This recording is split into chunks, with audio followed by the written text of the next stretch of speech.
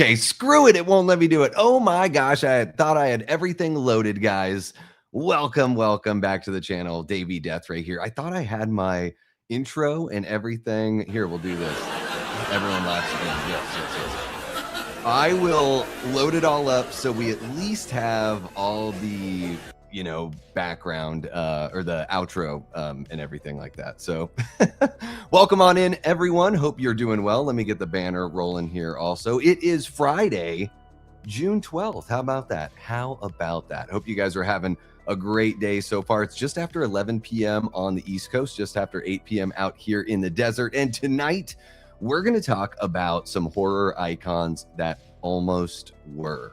So I've got a handful, a kind of a big handful to talk about, but I'm curious to know what horror icons you got, or, I guess they're like icons that would have been, right? They were almost there, not quite. So we're talking about really cool characters that were only in like one or two movies, that never really had their due, that kind of stuff. I'm going to get into some of those. Yeah, I'm sure you saw some on the thumbnail if you're here on the stream. So that's what we're here to chat about. And if you've got some that you're thinking of on the mind, then go ahead and drop them in the chat, and I'll we'll have a discussion about the whole thing. So pretty much it's just going to be like an open discussion about these would have been horror icons. So we'll jump into that. I'm going to say what's up to everybody here hanging out, and then we'll just get rolling. Thank you again for joining. Make sure to hit that like button, subscribe if you haven't already, hit the notification bell, all that kind of good stuff. If you're watching after the fact and you like YouTube content creators that forget to load their intro and outro videos and just like awkwardly go live with no music or anything like that, then you're going to want to, make sure that you stick around here at the Davey Deathray channel. So thank you so very much for hanging out. It's a Friday night. I know all of our time is precious, and I appreciate you guys kicking it here with me. So let me jump in and say what's up to everybody. We've got Antonis Andriotis, one of our great channel members. What's happening, Antonis? Hope you are doing well. Don't forget to like the live stream. Hey, I will not come for anyone. I'm not that kind of person. It'll, in a very small way hurt my feelings, though, Antonis. Yes, it would. Thank you so much for joining us, man. We got Prince hanging out, doing some Green Day parody. I think that's what's going on here. Yes, something unpredictable, and in the end is right. I hope these icons had the time of their lives. There we go. Almost icons. I know I use the term icon when they're not icons. It's very confusing. That's just how it is. We got Chris from Chris Watches and Talks Movies. How's it going, Chris? Hope you're doing well. We've also got Paula Fitzhenry. What's happening, Paula? Welcome on in. We've got Shannon from Talking Star Wars, one of our great channel members. How are you doing, Shannon? And look at that. Shannon is celebrating 3 months of channel membership. That's amazing, Shannon. I can't believe it's been that long already. The last few months, really, like May flew by for me. So I feel like I'm still sort of catching my breath. Yeah, May was great, but I think because it was so great for me, it just kind of flew by. Wow, 3 months of membership. You rock, Shannon. Thank you. We got Tia Nina, not just a so-so channel member, one of our greatest. How about that? I'm adding an est at the end there for you, Tia. Thank you so much for joining us. Hope you're doing well. What kind of horror icons or would-be icons, not quite icons, not quite cons, would you say are out there, Tia? When you hear that term, like almost icon in horror, what do you think? I'm curious to know. Let's see who else we got here.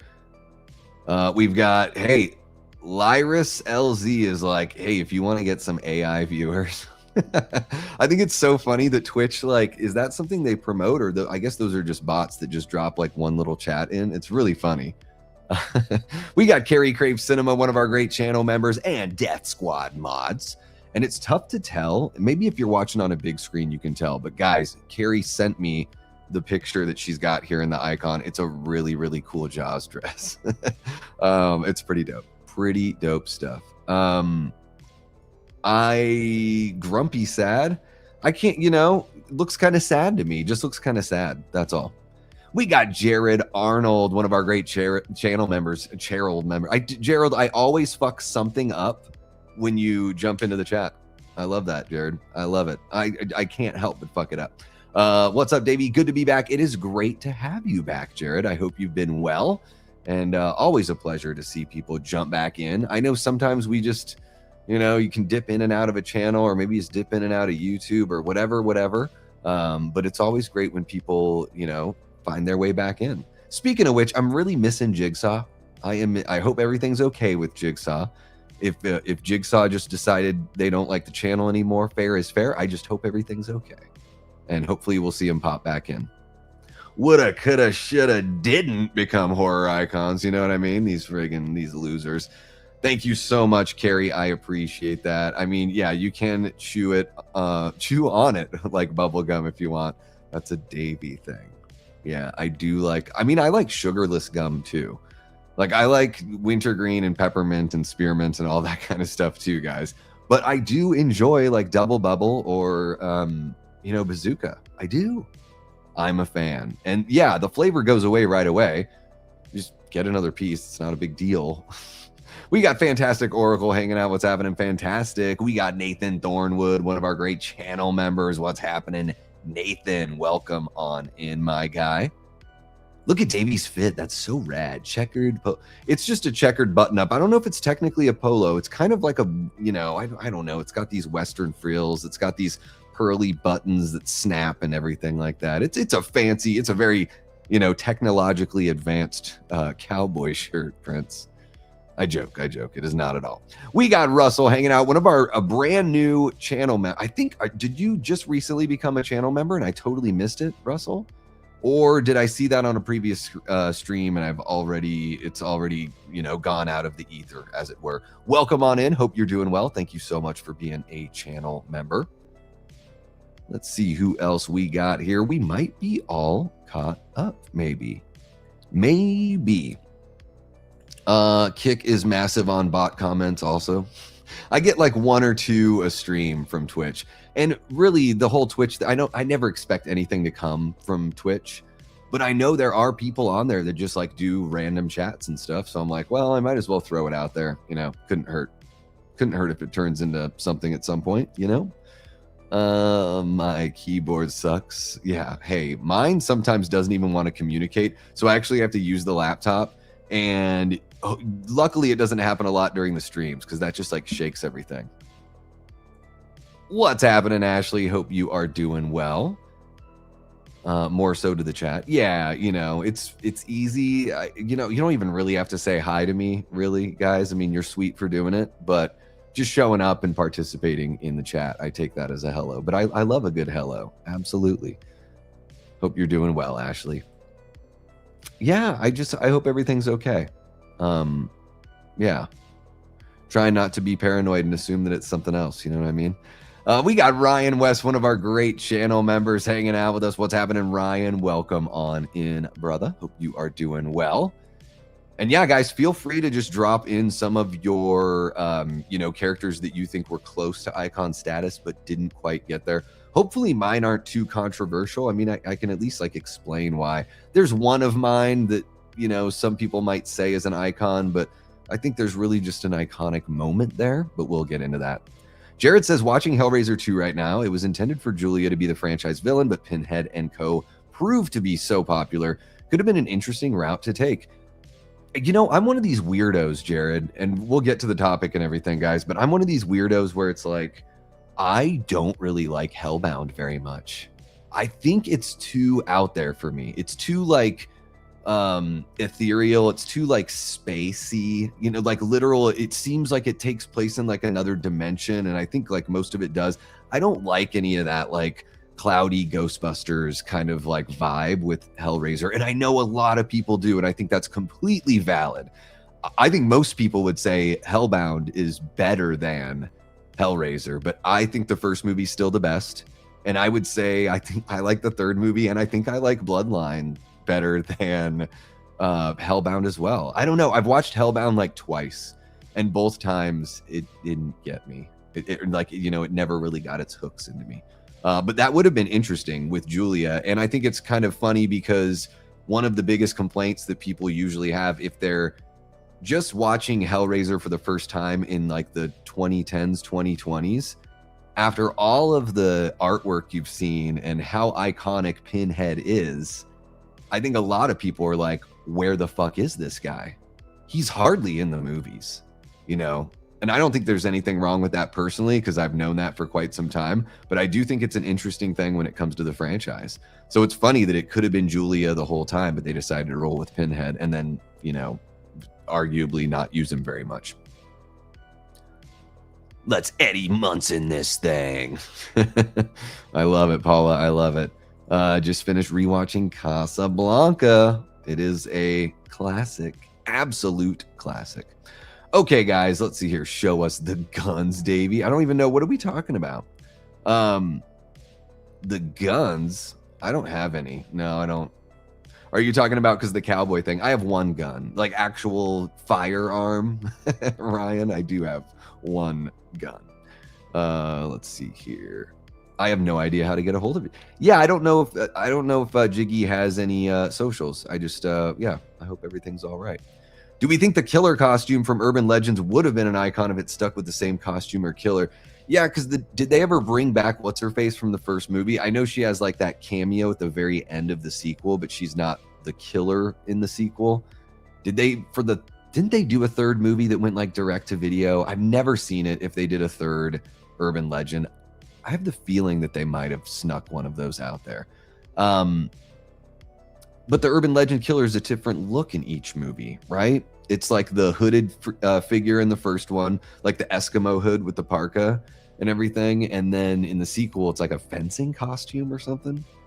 I do think the hooded, like the parka killer, you know, if they actually made a series out of it, that could have been one. I guess it didn't even really occur to me to include Urban Legend here. We got Papa John, one of our great channel members. What's happening, Papa John? And I don't know if I said it, but Chris is also one of our great channel members. Chris, I think I might have missed that. My favorite villain of all time, who never got a fair shake due to shitty casting of Edward Furlong, is the Trickster from 1994's Brainscan. All right, Nathan, there we go. This is actually one that I've got. So we are going to talk about that. We're going to get into the Trickster. Yeah. I just watched Brainscan for the first time last fall. I think it was like last September or something like that. I want Pinhead in the movie at all times. I want him running around screaming at people. I will tear your soul apart. I don't mind that he doesn't scream at people. Like, I love all the like biblical tough guy talk that he's got. He just really dresses people down. Like, he just is like, I know exactly what kind of hunk of shit you are, and just like, you know, gives it to him that way. I love that about Pinhead. I would take more Pinhead for sure. I think probably the third movie is the one that he's in the most, I would say. 6, Hellseeker is underrated. I think I've seen the first. Wait, I think I have seen Hellseeker. Because it's better than the one before it. Inferno is a friggin' mess. I think Inferno is the 5th one. That one was I did not enjoy that one. Those, I hardly have any. I've been like doing very chill workout stuff just to like get me back in the groove, Ryan. I've never been really good at keeping a routine with any of that kind of stuff. But in the last few weeks, I've been pretty all right about it. Pretty all right. 2A is the way. I wish I knew what that meant. I'm such a dummy. I have no idea what it means. Urban Legend 3 is Bloody Mary, so it's a ghost movie. Gotcha. We are going to talk about Harry Warden. Oh, yeah. And I love that we call it, you know, we call the character Harry Warden because that's who he's supposed to be. But I love that about My Bloody Valentine, that even though we know who, you know, that it ends up being somebody dressing up as Harry, that we just still call it Harry. I love that. Yep, you guys are both onto that for sure. Yeah, I think that might be the first one that I've got pulled up here. We got Aaron Click in the house. What's happening, Aaron? Great to see you. Hope you are doing well. I was told to tell you that Drew says, hey, you're in Cool Peeps in his book because you were there at the B-Day stream. Drew. I was told to tell you that Drew says, hey. I don't know. Drew. You'll have to tell me, Carrie. You'll have to tell me who Drew is. because my free association when I go live, I'm like, now I'm completely embarrassed. It's great. It's great. I really love the first two Hellraiser films. Yes, people want Pinhead, but in the first two films, we're not typical slashers. Yeah, I mean, they're not, and none of them are really like slashers. You know, the people that I never saw the movies when I was a kid. I just saw the cover, so I assumed they were slashers where Pinhead was the main villain. But you know, the series is a little more complicated than that. Watched Invasion of the Saucermen, 1957. I have never seen that one. Ah, there we go. We're talking about, yeah, there we go. Yeah, no, I love it. Everyone should have one if they feel good about it. Drew is my boyfriend, Davey. I guess you usually just call him your boyfriend. I've probably seen the name once or twice, but hopefully don't tell him about that part, Carrie. If he heard that, then just do a memory. Hit him hard in the head with something, and he'll just forget. Well, I'm glad that I'm cool peeps in your boyfriend's book. That's important. That's important. You got to you got to be able to get along with your friends' significant others, right? At least, if you can. I've only seen the first two Hellraiser movies. They're good, especially the first one. I think the third and fourth are pretty all right, Aaron, if you're ever in the mood. I don't know what to tell you, Carrie, but you kind of threw me a curveball there, and now Drew's probably like, ooh, I'm rescinding that cool peeps card. Yeah. Yeah, we figured it out now, Shannon. Oh, you guys are great. Sometimes people's boyfriends, girlfriends have real names too. Jesus Christ. Yes, I know that, but I probably have only seen or heard the name, once. You know what I mean? So I'm not trying to offend anyone. I try to be now. I'll never forget, right? Because this is like, it's, I might as well just end the stream right now. I've completely embarrassed myself in front of everyone. I'm kidding. Yeah, guys, let's go ahead and chat about these horror icons that almost were. How about it? So yeah, the first one I've got pulled up here is Harry Warden from My Bloody Valentine. This one stands out to me right away, and I don't really know how to, I figured I'll just sort of do my little thing about each character here, and then I'll jump in and see what you guys have to say about it. I love the original My Bloody Valentine. I think the remake is fun for what it is. I don't think it's like great or anything, and I don't think it's bad. I don't have any plans on ever watching it again, but I do like the original, even though it's, more low budget and all that kind of stuff. There's just something about the charm and the chemistry with the cast and everything like that. And I love the look of Harry Warden, or like, the Miner, if you, want to make it a little bit easier. But the Harry Warden look is super iconic and awesome. I might as well just like bring up a picture of it. I don't know why I didn't plan on doing that before, but let's go ahead and just have a little fun and bring it up right now. But yeah, the look is super fucking cool. Let me bring up the best kind of looking picture I can get. Ooh, this is a good one. I like this one. Here we go. Oh, you motherfuckers. They're not going to let me do it the way that I want to. Oh, God damn it. Okay. How about this one? Okay. We're just going to roll with this.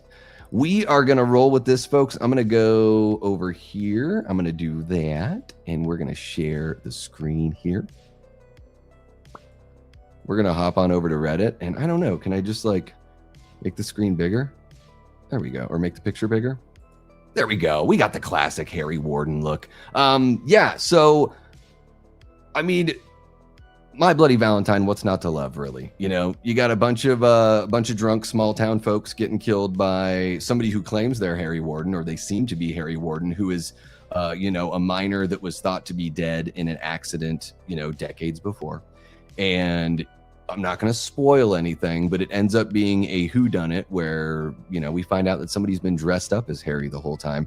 And what's really unfortunate is at the end of My Bloody Valentine, like the arm gets ripped off and everything like that. So, but the killer, lives through it all. The Harry Warden makes it through it all. And we presume there's going to be a follow-up. But we never got that follow-up. We only got the one movie. And then in 2010, I believe, they did a remake that I think Patrick Lussier directed, who's known for being an editor in the Scream franchise, and he directed this one. It's just very WB. The look is great. Like, Harry Warden still looks awesome in the My Bloody Valentine remake. So they've gotten the look of the character right both times, and it's just never taken off as a franchise. But, you know, we do have Blumhouse working on a new reboot to My Bloody Valentine. So maybe the third time is the charm for good old Harry Warden here, and he's finally able to reach iconic status. I mean, if you're going to call him an icon, I'm not really going to argue, but I think it's a bit much to call a character an icon if they've, you know, only been in 2 movies and it's only been, you know, a one-off and then a remake that turned into another one-off. So that's why I think Harry is a good fit for this, and I'm glad I'm not the only one, because you guys in the chat were talking about Harry even before we got to this section of the stream. But yeah, Harry Warden from My Bloody Valentine. That's our first guy here. To be fair, I don't use his name a lot. Yeah. Just like the Hellraiser franchise doesn't use Pinhead a lot. Pinhead just showed up. Yeah, 53 minutes in. Write him an apologetic letter. That would be amazing. Dearest Drew, I'm so terribly sorry. I didn't mean to offend you. I didn't mean to forget your name. I didn't know Carrie was going to blindside me like that on the stream. Just watched Fulci's Zombie 2. Yeah, that's a good one. That is a good one. George Glass is my boyfriend's name. I get that reference. That's a great one. Good one, Tia. I like that. All right. What else do you guys hear? Or got here? Chris says, I watch the 09 Bloody Valentine at least 2 to 3 times a year. I have the minor as a tattoo. Hell yeah. So you're a much bigger fan of that remake than I am. Jensen just really doesn't do it for me. He's never really worked for me as an actor. He's got like one face that he makes in that movie in the remake. But the remake's got some really fun kills, and some of the 3D is pretty cool, even, you know, not watching it in 3D. But I did have the Jamie Hart experience with the 3D version of My Bloody Valentine from 09.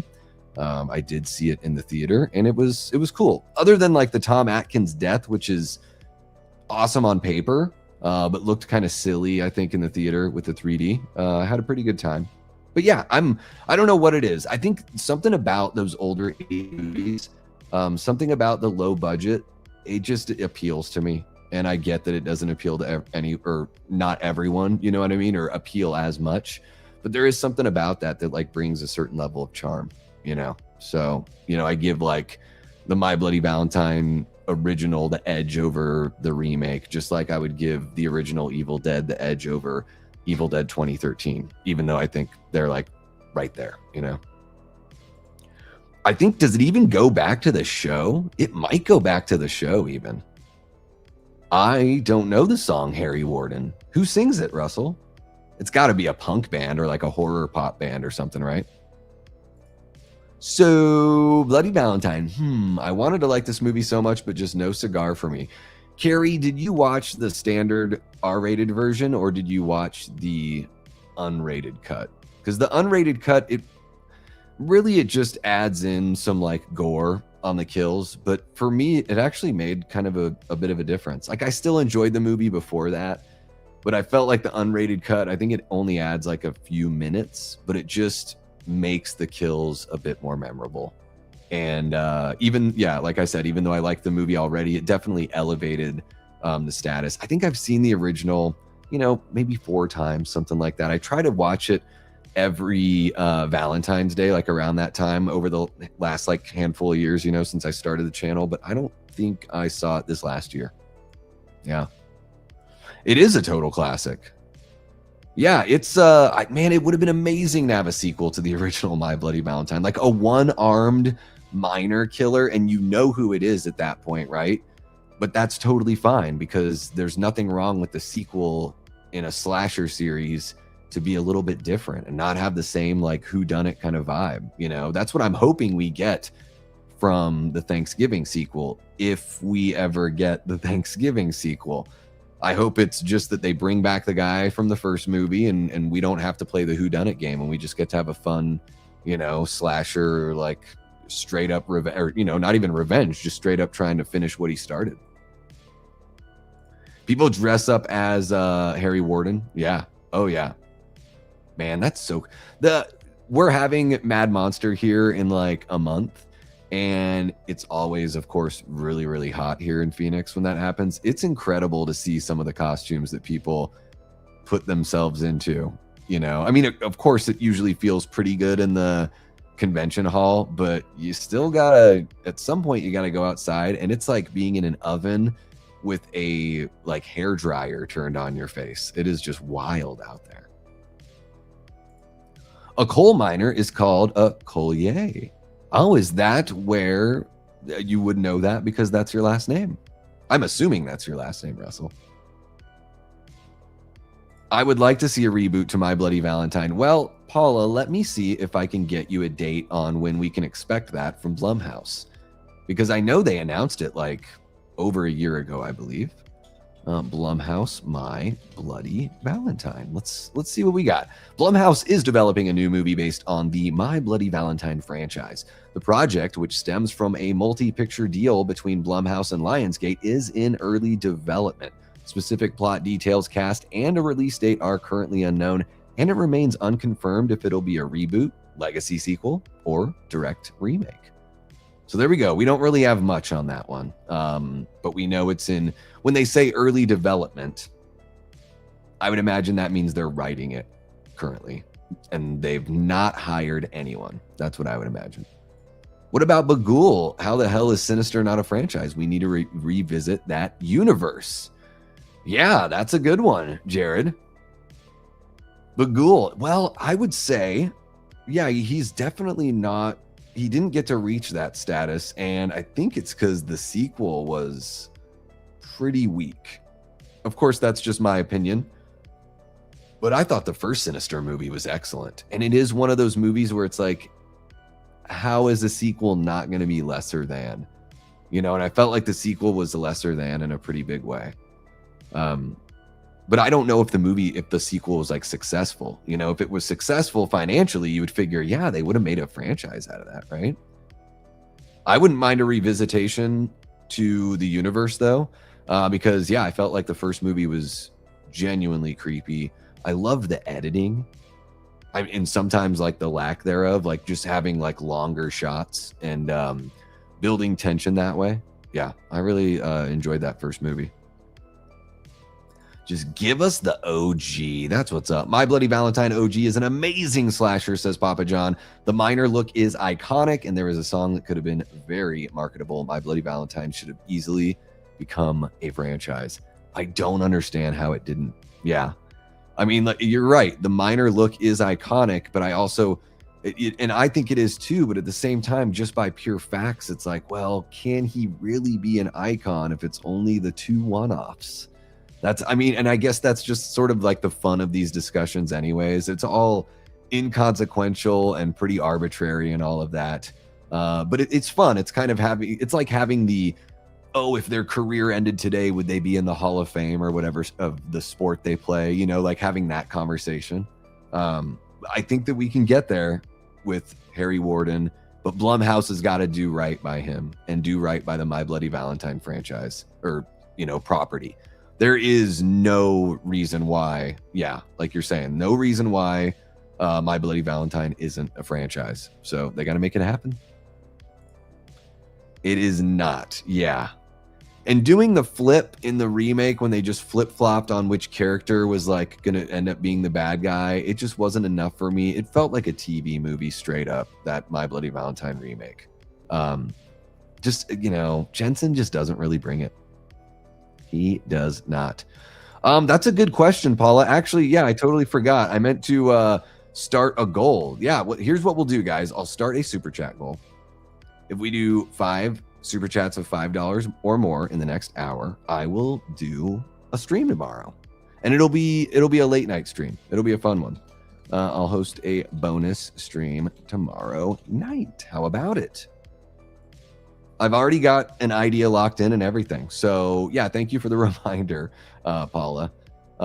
Clearly I wasn't fully ready and equipped for the stream tonight and all that kind of good stuff. So, what can you do? I guess you could just be prepared. I could have done that.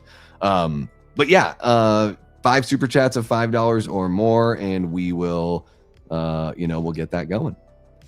tomorrow night. That would be a fun one. I do want to let you guys know I've got a chill Sunday horror hangout plan for Sunday, obviously, at 3 p.m. Eastern. So I'll be hanging out then, and I checked out Masters of the Universe and Disclosure Day, so I'll talk to you guys about that on Sunday, and we've got some other stuff to talk about as well. So how about it? All right, let's see here. Let me jump back in over with you guys. See what you're saying here. Davey's deer in headlights look is just iconic. Oh, I love it. It's great. Yep, it's great. Forget George Glass. Eddie, my boyfriend. Munson is mine. Oh, Paula, what would you do with yourself if you had Eddie Munson just for one night? One night only. That may be true. He can be fine, and he can also be a bad actor. Like, both of those things can be completely existing at the same time together. And in my opinion, I guess they do exist together. Maybe I should give the remake a rewatch. Yeah, I mean, if you like Jensen Ackles' face, you're gonna have a good time. Although he is just making the same, like, yeah, I don't know, dude. Fuck that.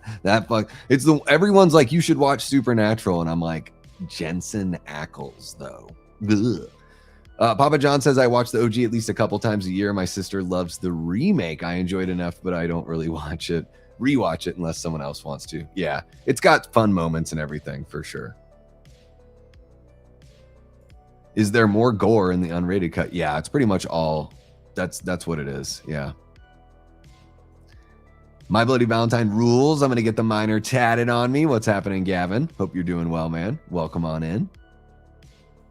One of our great channel members there, Gavin. We got Views Parallax jumping on in, says horror icons who never got their due. Mary Lou from Prom Night 2 and 3. And I have not seen Prom Night 3. That's a good one. That's a good one, Views Parallax. Yeah, that is a good one. 2 movies, but never talked about again, right? They did that. I didn't even see that Prom Night remake they made. I've heard nothing but terrible things about it. Maybe I should watch it just to see how bad it really is. I should go through a run of like remakes that I've heard terrible things about. Like, isn't there an April Fool's Day remake that like Scout Taylor Compton is in somehow? That's totally wild. I love Valentine. I know you hate Valentine, but that's one of my go-to holiday slashers. Yeah, and I guess you could consider that Cupid Killer kind of an icon that never was. Also, I think the look is pretty cool for the Cupid Killer, and a couple of the kills were cool. It had some stuff that I liked about it, but oh my god. Okay, let's jump on over to the next one that I've got is The Prowler from, The Prowler. I love The Prowler. I'm going to end that there, and I'm going to find a good old picture of our guy, The Prowler. Yeah, this movie came out the same year as My Bloody Valentine. They're both from 1981. They're similar. They're both revenge whodunit slashers that are based around warning, like basically telling a town, hey, don't celebrate this thing because it really triggers me. And they're like, that's My Bloody Valentine and The Prowler, like in a nutshell. And both of them result in, murderous rampage. So let me grab this. I love the look of The Prowler. Oh, and sweet, I get to just actually use the image instead of having to go through Reddit. So here we go. There we are. Nice picture there of our guy, The Prowler. Yeah, it's just an old school army outfit. It's a spurned lover from the World War, I think it's World War II days, and dealing with heartbreak in a not so healthy manner. And The Prowler is, I'll just be honest, guys, it's a movie that I have a really glowing opinion of, but I'm certainly aware of some of the things that don't really work for The Prowler. The things that work really work for me, so I speak very highly of it. And I don't know, I think I might like The Prowler more than I like My Bloody Valentine.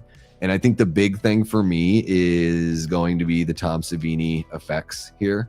I really dig some of the kills. I mean, these two movies, My Bloody Valentine and The Prowler, are like neck and neck. You know, they're as far as quality and then as far as detriments. And I would say the biggest detriment for The Prowler is the pacing. There, you know, halfway through, like the first act is really good. I think the second act has some lulls in it, and I like the way the movie ramps up to the finish. But there is a point about an hour in where it's sort of, it's, you know, it's in a meandering sort of state. And, you know, this is Joseph Zito a few years before he ended up doing Friday the 13th, the final chapter. And he does a way better job making the final chapter than The Prowler as far as like pacing and all that stuff goes. But I do love a lot of what The Prowler has to offer. I have said so many times on this channel, everyone's probably tired of hearing me say it. I would love to see a reboot of this. I'd love to see this character come back. I think they could do a modern version of it. So you have somebody that's been, you know, that went to war 25 years ago, and or you could even modernize it more and open up the pool of like the whodunit by having it end up being somebody that's just recently, you know, been in battle, because there's definitely, you know, that part plays an element.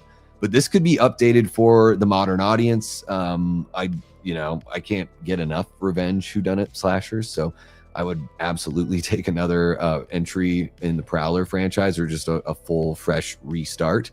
But this was a movie that I hadn't really heard about very much, and I think about 8 to 10 years ago, maybe it was about 10 years ago, I watched it for the first time, and I was just impressed because I hadn't heard anything about it and thought it was, you know, kind of a gem of a little picture when you got, you know, Joseph Zito there, and you've got Tom Savini, and yeah, what's not to love? The Prowler.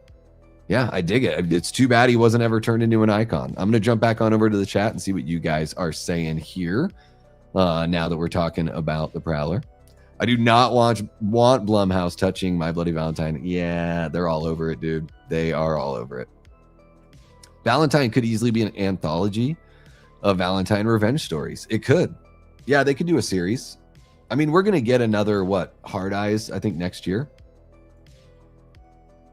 When you say who never got their due, you mean someone that got killed, or some people you never got their due, like they never were able to reach that icon status because they, you know, didn't have a long enough life as a character. That's what I mean. Valentine also has a great soundtrack. Orgy has a good song on there. All right. I don't really remember the soundtrack. That's why I was doing let's see here. Oh, Opticon. Interesting word. Was Sinister 2 that bad? I mean, nowhere near the level of the first, but I feel like it's okay. But people seem to hate Sinister 2. I didn't really enjoy it. I'm trying to remember. There were certain things with the plot where I was like, wait, this doesn't make sense because of this, but I've only seen it one time. It was back in October, and I've probably seen like 200 or 300 movies since then. So I'm trying to like remember exactly what it was. I didn't like how they like changed the lore. Like instead of having the like Bagul really be doing the thing, it was more so like the ghost of one of the other kids that was doing it, right? There were some holes in the plot that I didn't appreciate very much, but it wasn't like it wasn't incompetently made or anything like that. It felt a little soulless and cash grabby to me, I think. Harry Warden is so underrated as a slasher. Yes, Dominic, he absolutely is. We just wrapped up our Harry Warden talk, and yeah, he was brought up even before I got to that part of the stream. So he's one of those iconic killers, and we're gonna get another shot. Well, iconic looking killers, and hopefully he can turn into a true bona fide icon of the genre. We got Eli Cortez in the house, one of our great channel members and Death Squad mods. How are you doing, Eli? Welcome on in. Hope you are well. I do have a stream on Sunday the 14th at 3 p.m. Eastern. That's right. Come hang out and get your chill Sunday horror hang on. What's happening, Christine? Welcome on in. I hope you are doing well. Paula Fitzhenry dropping a $5 super chat, says, let's Eddie Munson this weekend. You guys, we got to Eddie Munson it. If we get 4 more super chats of $5 or more, we will Eddie Munson tomorrow night. And if not, we can Eddie Munson on Sunday, and that'll be fine. That would be fine. Just like Jensen Ackles. We're seeing Disclosure Day tomorrow. We saw a movie, said it wasn't good, but I didn't click the video to say, oh, gotcha. Yeah. The story wasn't enough for me. That's all I'll say. But I hope you enjoy it, because I hope anytime someone goes to the movies, they have a fun time. It's expensive. It takes your time, all that stuff. I hope every movie is fun for the people that are going, you know. We got Wicked Pinto in the chat. What's happening, Wicked Pinto? Hope you are doing well. Welcome on in. The tall man from Phantasm franchise never really got his due as far as mainstream is concerned. He never became a household name, but he's iconic or close to it for us horror fans.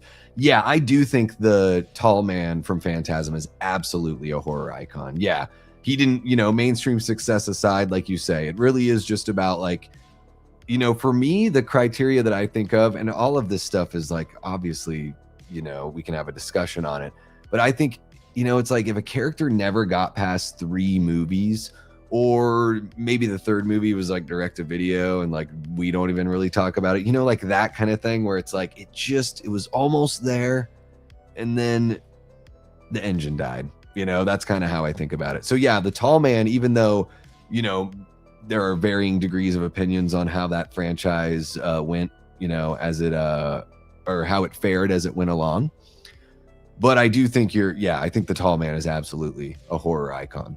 Yeah. Yep.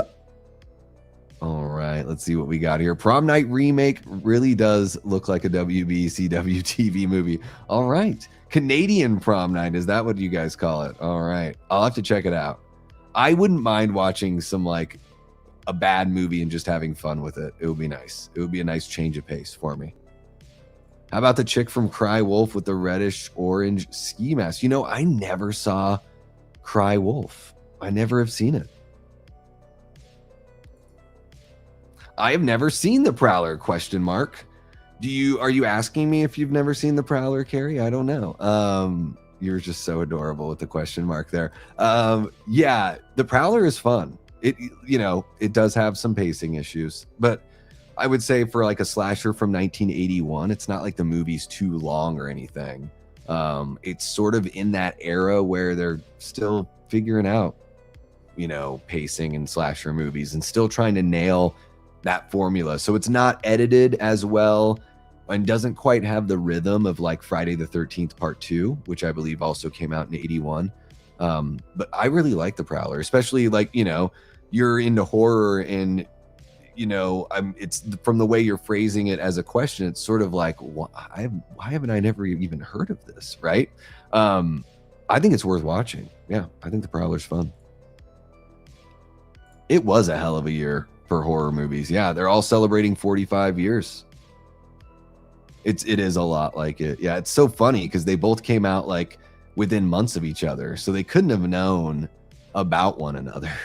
I think the My Bloody Valentine, it was probably February, and then I think The Prowler, I want to say like July or August, but maybe The Prowler was April. Let me see. I've got it pulled up here. Let's see here. Yes. It came out June 26th, 1981. So it's about to have its 45th anniversary. Should we do a Prowler 45th anniversary watch party? Do you guys want one of those? I need to see that one, Paula. Yeah. Not a toy. Yeah, no, he's just he's dressed up in his military gear that he wore when he was in the war. He wore in the war. That's interesting. Okay, let's see what else we got here.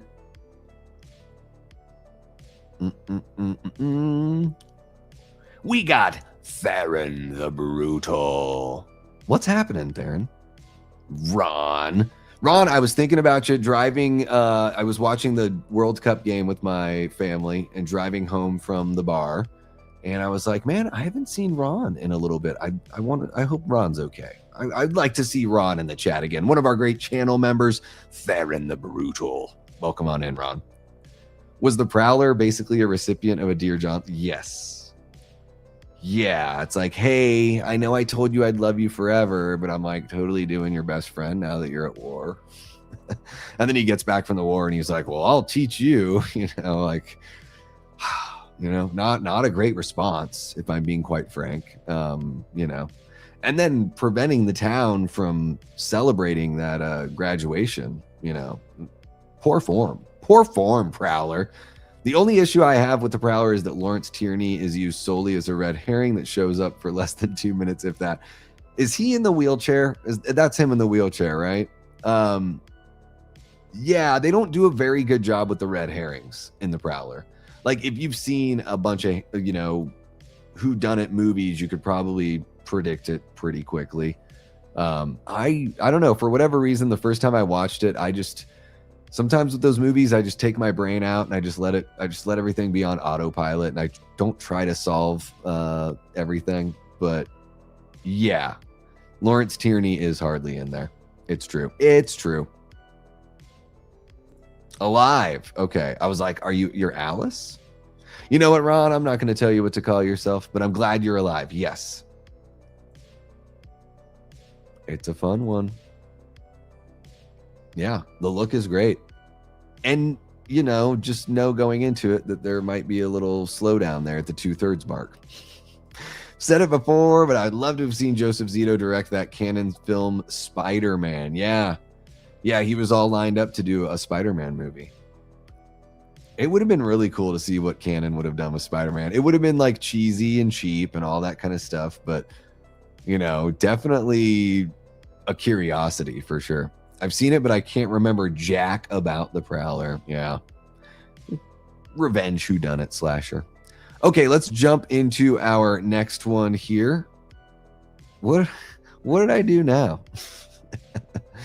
Honestly, I can't think of an icon that holds my interest at all. The only thing that the icons have is that it lets me know it's my kind of movie, maybe. So, but even like Michael or Jason or Freddy, like, you're not into those icons? Sinister 2 was pretty weak, yeah. Slashers like the Prowler could sadly never be made today because they're too exploitative and gory for studios to risk on today's audiences. We might be seeing a little bit of a change in some of that, Nathan. I'm curious to see like how it all goes, because maybe studios wouldn't do it. But what if somebody like Eli Roth with the horror section, what if he got a hold of the rights to the Prowler? Like Thanksgiving seems to take quite a bit from My Bloody Valentine and the Prowler. And I'm not saying I would want Eli Roth to like direct a Prowler movie. I wouldn't be against that. But, he's able, like, if you watch that Red Band trailer for the Ice Cream Man movie, that's pretty gory. So yeah, a mainstream studio might not reach those like Terrifier levels of gore. They might want to help distribute a movie like that, but they might not want to like help finance the creation of it. Yeah. But I still think you could do the Prowler. I don't think the Prowler needs to be any more violent or anything like that than My Bloody Valentine or, the Blumhouse Halloween movies or anything like that, really. I think it could be interesting. And I think you could definitely do the whodunit aspect better. All that kind of stuff. Yeah, for sure. The Prowler is Tom Savini's favorite slasher. He has some really fun kills in it. They're pretty creative. Yeah, I like them. We got Foz Rotten in the house. What's happening, Foz? Welcome on in. Hope you're doing well, bud. Hey, Foz, how did the festival go? Your music festival last weekend? It was last weekend, right? I hope it went well, brother. Hope it went well. We're about to get there, dude. We're about to get there. I like Davey in that little circle. I'm in the circle, guys. Oh my God, I'm in the circle. I love being in the circle. It's kind of cute, right? Not me.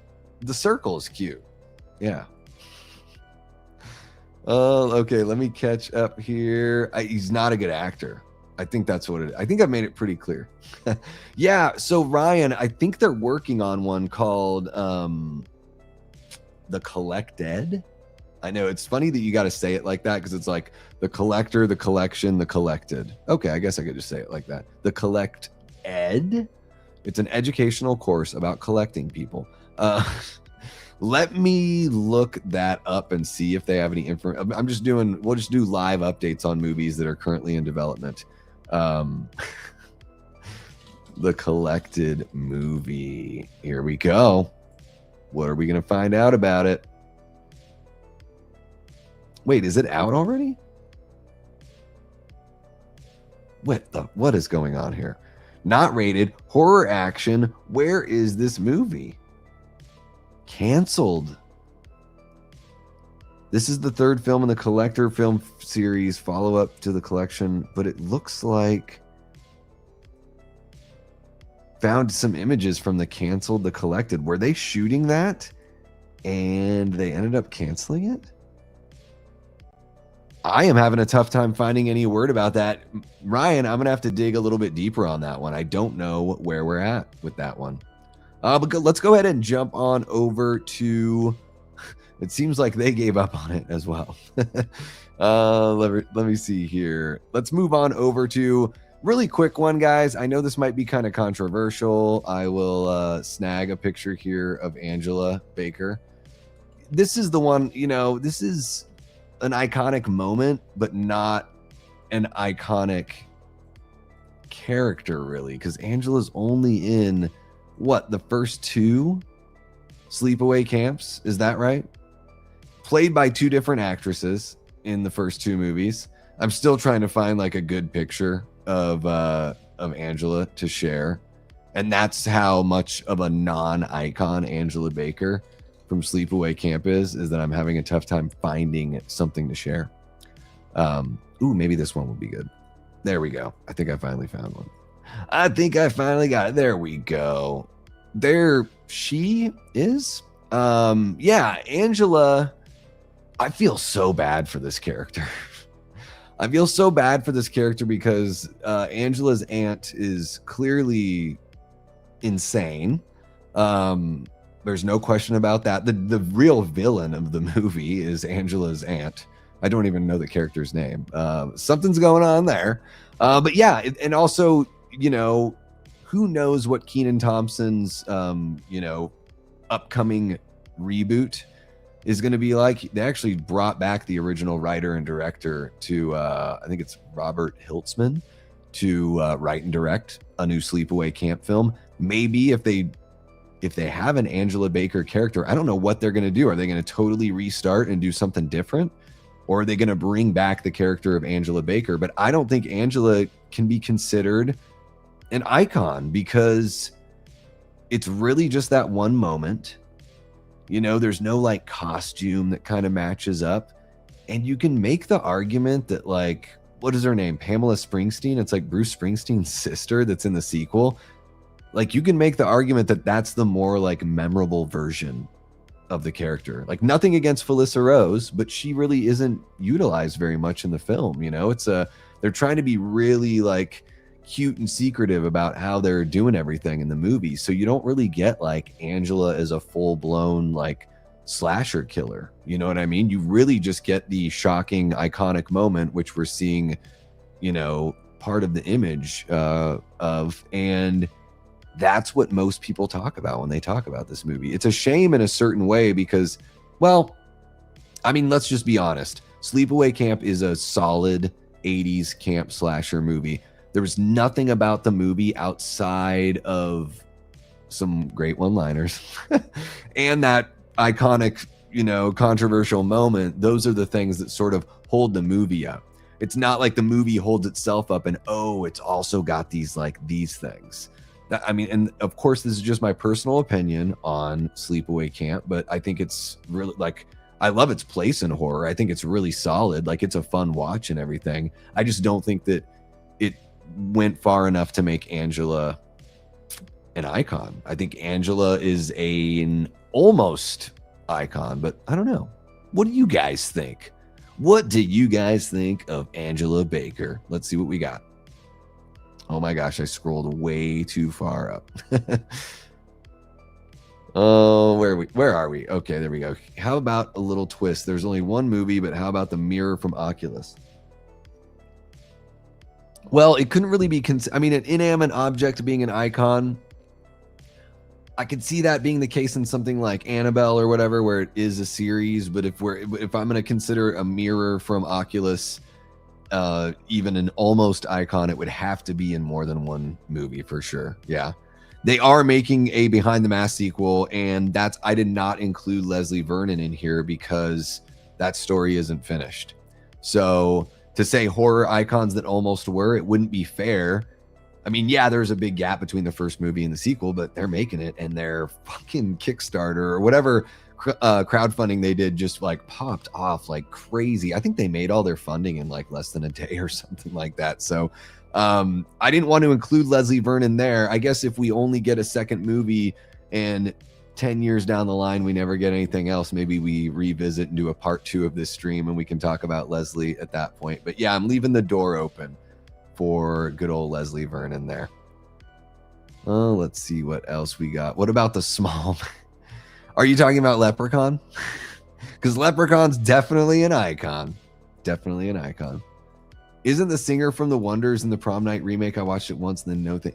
I have not seen it. I wouldn't be surprised if he is. We got Destin from the Destination Station hanging out. What's happening, Destin? Welcome on in, bud. Hope you are doing very, very well. Cry Wolf's pretty good. All right, I'll have to see it. I will have to see it. Okay, let's catch up and see what you guys are saying maybe about Angela Baker. You got 3 movies. You got your due. If you set the stage for future opportunities and then got screwed, then it's worth a shot. Yeah, for sure. No worries, King Matthew. Doing great, man. Hope you're doing well also. Prowler is pretty fun. We can watch it on the Discord if you guys want to watch something after this stream. Yeah. Well, you should watch the movie, Ryan. I think that's also, you know, one of the things about it that's like, it makes it tougher for it to be a good whodunit. A lot of people that watch the Prowler are like, oh, I knew who it was. And I'm like, I still have a fun time watching the movie. I don't need the mystery to like be the, you know, to be the thing that makes it good. You know what I mean? But yeah. Let's see what we got here. Ron says, just been going through it. Oh, damn, got a heat stroke at work. Fuck, dude. Been going through some... Totally understand it, Ron. I get it. Earlier in the stream, we were talking, you know, I was like, man, I haven't seen Jigsaw in a really long time. And I'm like, I just hope everything's okay. I know there's many different reasons why sometimes we're not able to tune into a channel or, you know, like I run into the same stuff as an audience member. And then sometimes YouTube will not even I try not to have many notifications set. Like I have notifications set for friends' channels, but I can't have like YouTube bugging me about everything. I want it to be like notify me if somebody like comments on something of mine, like the stuff that's important to maintaining the channel. But even channels that I subscribe to, sometimes YouTube won't even put them in my feed on the front page. There's a gaming channel that I watch called Square Pegs. I love the guy's videos. I have to search for his videos, even though every time I watch them, I hit the like button and I comment like half the time, and YouTube still won't put it in the feed. So I know there's all sorts of reasons. And of course, personal stuff is, you know, stuff you got to deal with. Dude, heat stroke, that is awful. It's so friggin' hot and muggy here. Today was so muggy and gross in the Phoenix area, guys. It was, for being June 12th, it felt pretty icky. Yeah. Gotta have those electrolytes, but it's great to have you back, Ron. It's great to have you back. Yeah, I'm looking so forward to that. Yep. Music Fest was great. Love it. Hosting the sun all day. Got to wear that sunscreen. Pitchfork kill in the shower. Yes. Dude, the knife in the skull. Like, so many fun kills in the Prowler. The one in the pool. Like, they're just like, they're so much fun. Savini was just in his element, you know? I gotcha. See a movie with X characters a feature. Yeah. I mean, I'm the same way too. Like, there's certain characters, you know, Michael Myers is my favorite, you know, of the big slashers. So anytime a Halloween movie's in the theater, I'm going to go check it out, you know, even if I don't love it. The Collective. And it's just like a bunch of people like hanging out on a mission on a Saturday night. What's up, Herbert? Welcome on in, man. Hope you are doing well. I've only seen The Collector. I haven't seen The Collection. The Collector is definitely can enter the conversation. Yeah. I think The Collector, let's bring up The Collector. Let's have some fun, huh? Yeah. And I think The Collector, you know, I know that Jamie's not here this evening, but we got our gal, Carrie. And I'm just going to bring up the most disturbing image I can find of this fucker, because this guy is creepy. Like, this is an off-putting look of a character. You know, Carrie, I'm bringing you up because you're a massive Saw fan, and I think it's a couple of the guys that worked on some of the Saw movies or wrote the Saw movies, Marcus Dunstan, something like that. And it's got a vibe. It's got like, the first movie feels like a Saw movie. It's got that kind of greenish look, you know, like that kind of like hyper exposed kind of colorization. I feel a sneeze coming up. Whew, excuse me, guys. But yeah, I think The Collector, like those two movies are very like, I mean, correct me if I'm wrong. Collect me if I'm wrong. But if, you know, if you're into that Saw vibe and feel, like, I think The Collector is something that's really going to work for you, you know? And I will say this too, the guy that's the main like protagonist, even though he's not the greatest guy, you know, he's got like his reasons for doing what he's doing. Like, you really get to know the character, and really good performance. I'm totally blanking on the character's name, but yeah, there's the Collector, super creep.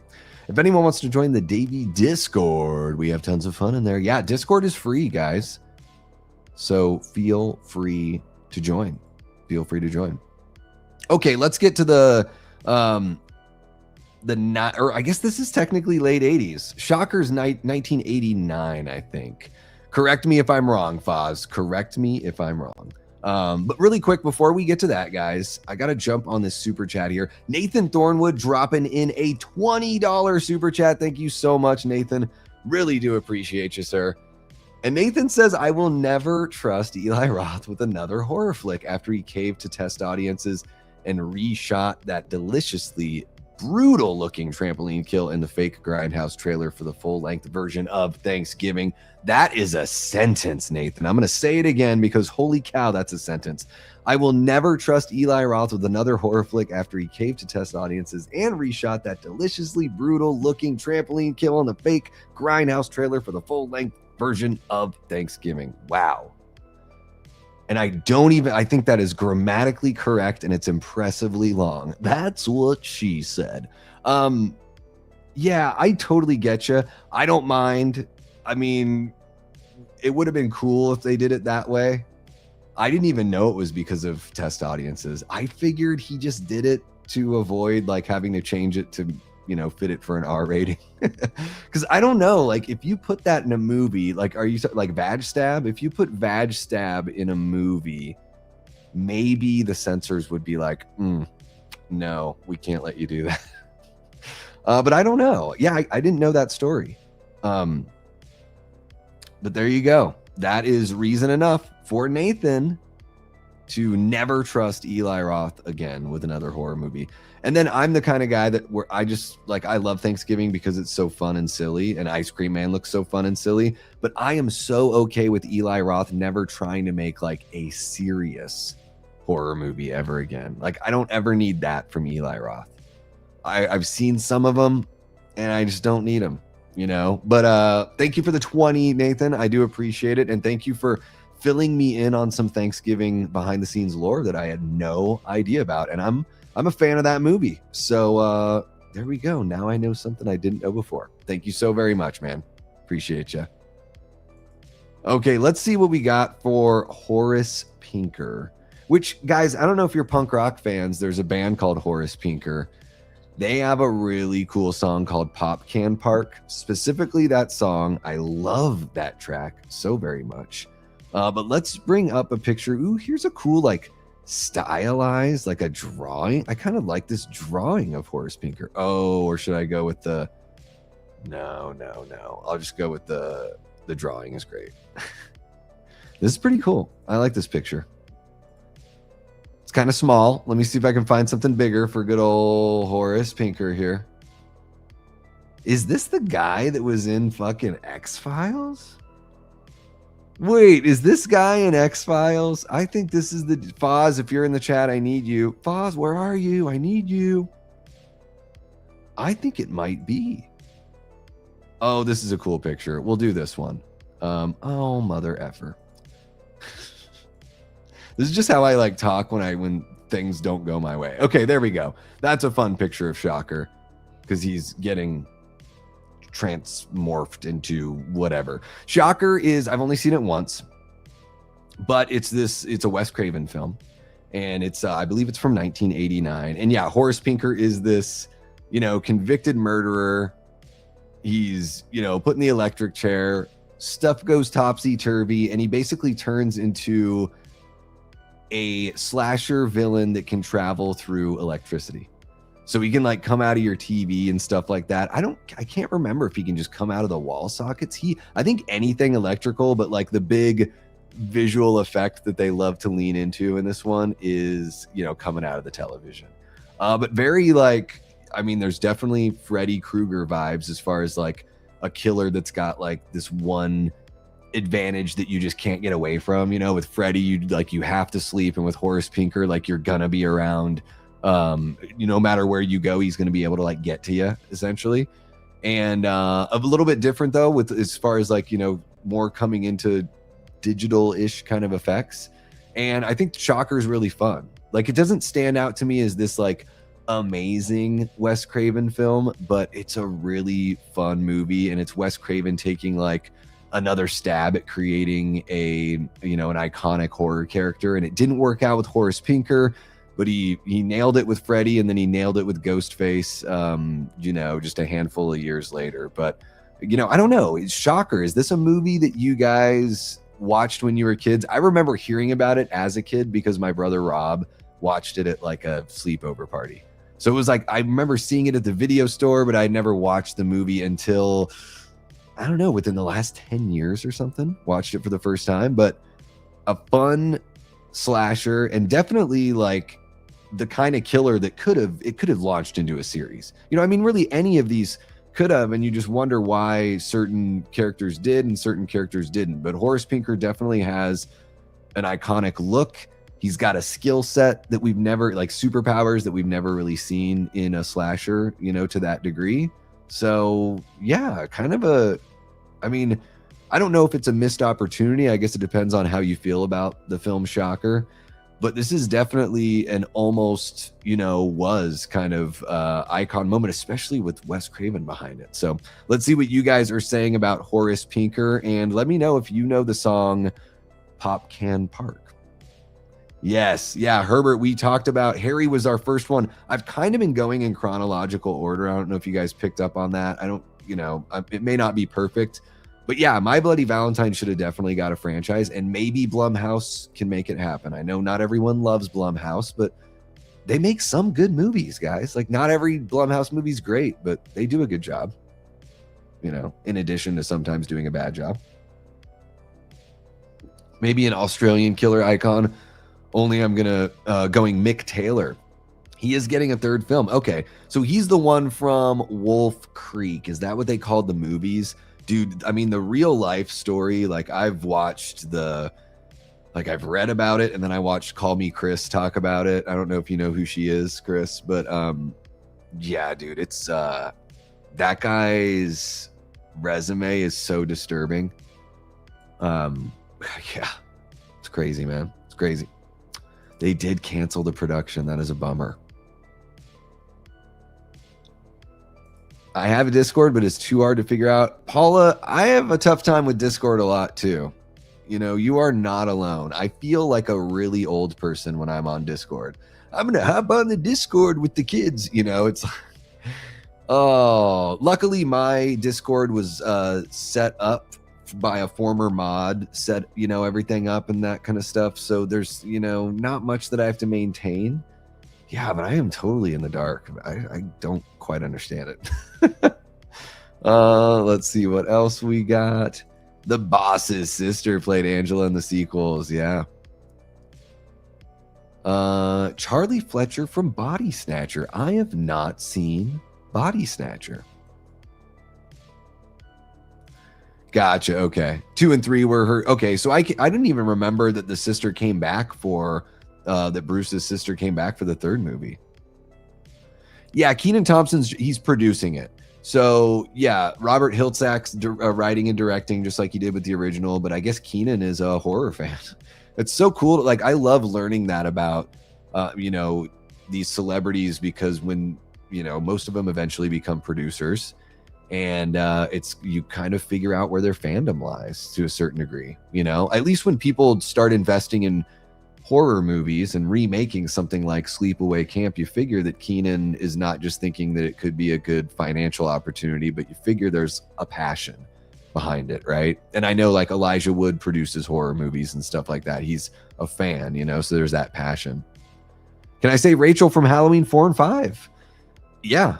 Yes, you can. Yeah, let's talk about Rachel. Let me grab a picture of Rachel because, well, let's see if you guys have anything to say about Horace Pinker. But Carrie, I'm going to star that chat. I'm going to try to catch up with everyone. Body parts. Oh, gotcha. That's Jeff Fahey in that one, I think. Yeah. She was she? I hope she was. Let's see what else we got here. Maybe Angela Baker is a minor. I mean, the iconic moment from the first movie, that is such an iconic moment. I just don't think of, if you said Angela Baker, someone would have to be a specific kind of horror fan at this point, right? Because the movie is 43 years old. So, you know, there's a lot of fans out there that would have no idea who Angela Baker is by name. If you said Angela from Sleepaway Camp, they might know. But if you just said Angela Baker, they might not know. So I think, yeah, iconic moment. And for the, yeah, absolutely, for the people, especially from a certain generation, like, you know, maybe it sort of, she kind of cracks into that iconic status. I just don't think she quite gets there, unfortunately. But maybe the remake will, you know, put things back into motion. Oh, gotcha. You didn't know that they had edited. I had no idea either. I mean, and we didn't even get, like, they kind of edited out. Were there boobs in that scene? Did we see them? Maybe we did. Maybe we did. I can't remember if they edited those out as well. Oh, they thought the kill from the original. I see. I have never heard that. I'll have to look that up. I'm curious. I mean, it is pretty graphic in the Grindhouse trailer, but it totally makes sense because they're doing the whole 70s, 80s, like, you know, late 70s, early 80s Grindhouse thing, right? So I thought he just changed it just because he wanted to do something different. What about Chop Top? TCM is obviously an iconic franchise, but I've always thought Chop Top should have made a comeback in one of the other sequels. I guess Chop Top can kind of be one of these, right? Because he is all over the place, but he's only in the first movie, right? Like, Chop Top never came back, right? But I see him all over. I mean, like, I happen to follow Bill Moseley on social media. Like, I'm a fan of his work and everything.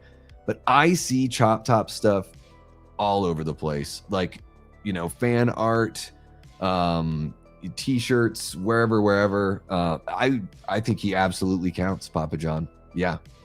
I think that's a almost their horror icon. It's like the fans have turned... This is interesting.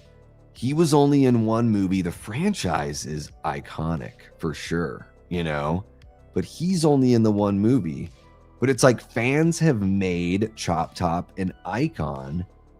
And if you didn't know anything about Texas Chainsaw Massacre, hear me out, Papa John, and riddle me this, Batman. If you didn't know details about Texas Chainsaw Massacre, and you had only seen like social media stuff and just seen like not the marketing, but like merchandise and stuff, you would think that Leatherface is absolutely the guy, but you would probably think that Chop Top is like his right-hand man, like, and at least pops up in multiple movies within the franchise. You would not be able to assume from the merchandise that is out there that Chop Top is only in one film in a franchise that has, how many films are in the Texas Chainsaw Massacre? Like 8 or 9 at this point? How many films in Texas Chainsaw Massacre franchise? Let's see. Let's see what we got. 9 movies, 9 times. He's been absent 9 times. So 9 films so far, with the 10th film being announced to be directed by Curry Barker. My guy, Curry Barker. He's a close personal friend. Yeah, so 9 movies so far. Oh my goodness, what is going on? There we go. Yeah, so I think Chop Top is like as close to iconic as you can get without, you know, with only being in one movie. Yeah, that's a hardcore one. That is a good one. He fell from a height, but we never saw his body. They could have brought him back anyways. It just doesn't even matter, right? Yep, The Collector has just the 2 movies, and it sounds like that's where it might stay. What's happening, Airborne Rocker? Welcome on in. Hope you were doing well. First film. That's wild. He's been in so much, too. Yeah, Josh Stewart is really good in The Collector. Why can't I think of his character's name? It's like, he's got it's a really cool sounding name. I gotta look it up now. The Collector protagonist. What is his name? Oh, they're showing me comic books now. Oh, I can't find anything I want to find on Google. This is just terrible. So yeah, Josh Stewart, and he plays Arkin. Just got the one name. He's like Prince, just the one name. Yeah. Thank you, Herbert. I appreciate you. I need to see the sequel. I liked the first one. I need to check out the sequel for sure. We got Hollywood Leto in the chat. What's happening? Leto says The Mask from Nightbreed is so good. I have not seen Nightbreed, Leto. I'm just useless. You know what I mean? I have not seen Nightbreed. Let me look up The Mask from Nightbreed. Is that the name of the villain? Oh, this is creepy. No, this is super creepy. Yeah, that shit is unsettling as fuck. Oh, I don't like this at all. This is like creepypasta before creepypasta. This is like, when was this? This is Clive Barker, right? Nightbreed? I think it is, right? Dr. Decker. Ugh. The button eyes. Something so like silly just looks so disturbing if you twist it the right way. You know what I mean? That is wild. That is wild. All right, let's move on to from Horace Pinker. Let's talk about the Trickster, guys. Foz Rotten, are you still in the house? Let's talk about the Trickster from Brainscan. How about it? Let me bring up a picture of this guy. This guy is wild. I think this is my favorite picture of him, but it's not the biggest picture of him. So let me find a big picture. Let's look at the big picture, guys. Ooh, this is a good one. Yeah, that's the one. There we go. All right, guys, so Brainscan. I just saw it for the very first time last fall. I wanted to like the movie more. I did. I thought it would be better. And it's not like the movie it's not just the movie's fault. This is what I'm going to say. Just prepare yourself. Edward Furlong is terrible in Brainscan. He's just not, I don't know if he was already kind of like partying and stuff at this phase. The charm that he has and like the natural feel that he's got in Terminator 2 Judgment Day, it's not here in Brainscan. I don't know what happened. Everything seems really forced. He doesn't seem very interested in the performance. But the plot is really interesting because it's about the next like level of interactive with video games. And this kid is just searching for the next thing that's like, you know, going to be immersive and take you to a place that like you've never been before with the gaming experience. So it's not unlike, what's that movie that's like The Ring, except for whenever you play the video game, then the video game kills you like the way that you died in the game. I just watched it like a few months ago and I can't remember because I had never heard of it before. But it takes a lot of inspiration from Brainscan as far as the conceit of like needing to find the next high, you know, as a gamer. And so, you know, Edward Furlong's character plays a game called Brainscan. I believe that's what it's called. And or maybe I'm totally wrong, but the Trickster is like the villain in the game, and it sort of has a little bit of a, you know, Freddy's Revenge kind of thing. You play this game and then you're sort of like taken over and you go through this experience that feels so real, and then there's a question of how real is it? Did you actually go and do the things that you just did in the game, you know, or are you committing acts against your will? And in those scenes, the film has like this really kind of giallo influence, you know, like black gloved killer, you know, stylized blood, stylized kills, and all that kind of stuff. And there's a whole like, is this really happening or is this not happening? Like, how complicit is our hero in all of this, and how much of it is this evil, you know, trickster character? But the performance is super like, I don't know. Like, I thought Trickster would maybe be a little more annoying. Like, I loved Trickster. I thought the most annoying part of the movie was Edward Furlong's like lack of passion in his performance. And Trickster, even though you look at him and you figure, oh, this is early 90s, it's like, you know, it's in the era of like every video game icon was like, it had like tons of attitude and was totally rad and like in your face and extreme. And you would think that from the Trickster's look, because he's definitely got that look.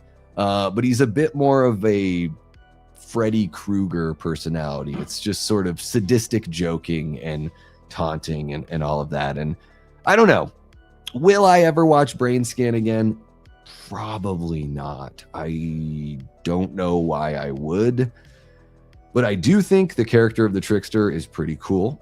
And I would have been into seeing him in another movie. I gotta say this, if you had a better performer here in this movie, it would have fared a lot better, at least in my opinion. But I know the movie has its super fans, you know, and that's one of the reasons why I thought it was going to deliver on a bigger level. It's a really cool concept, and it is something that is so unabashedly early 90s, and it is totally rad. The movie's totally, you know, it's got all that stuff. It's just missing some things for me, unfortunately. But I think the Trickster is a damn fun almost icon. The almost icons. What's happening, Kyle? Welcome on in. One of our great channel members there. That sounded scary. Reminding everyone to stab that like button. Thank you so much for the reminder there, Kyle. Appreciate you. Some Eli Roth hate in the house. Well, I don't know. Let's see how Ice Cream Man does. I mean, he finances his own movies. At least I think he, you know, contributes to the financing. So yeah. Me too. Me too. I like him. I like him quite a bit. Watched a screening of Evil Dead Burn today. Man, that's such an early screening. That is awesome. Oh dear God, this movie hurts. Well, that's pretty cool that you got that access, Kyle. That is pretty rad. Did you get like a screener copy, or did you go to an actual theater for it? Carrie says, yes, shocker. Love this movie. I need to see it again. I need to see it again because it's only been the one time. Horace Pinker was a Freddy Krueger cash-in. It is pretty similar. Like, he's got a totally different look and everything, but it is very similar as far as like, yeah, that he's always got a way to get you. I would totally watch Shocker again. I am down. So it is the guy. Is he? I've only seen like random episodes of the X-Files. Is he like, he's like the big boss, right? You know, he's the big FBI boss or whatever. Yeah, not Fox Mulder. He's like their superior, I think. Love Shocker, says I figured you would love Shocker, Foz, and I bet you, I mean, I know you love Brainscan, so hopefully I didn't hurt your feelings when I talked about Brainscan.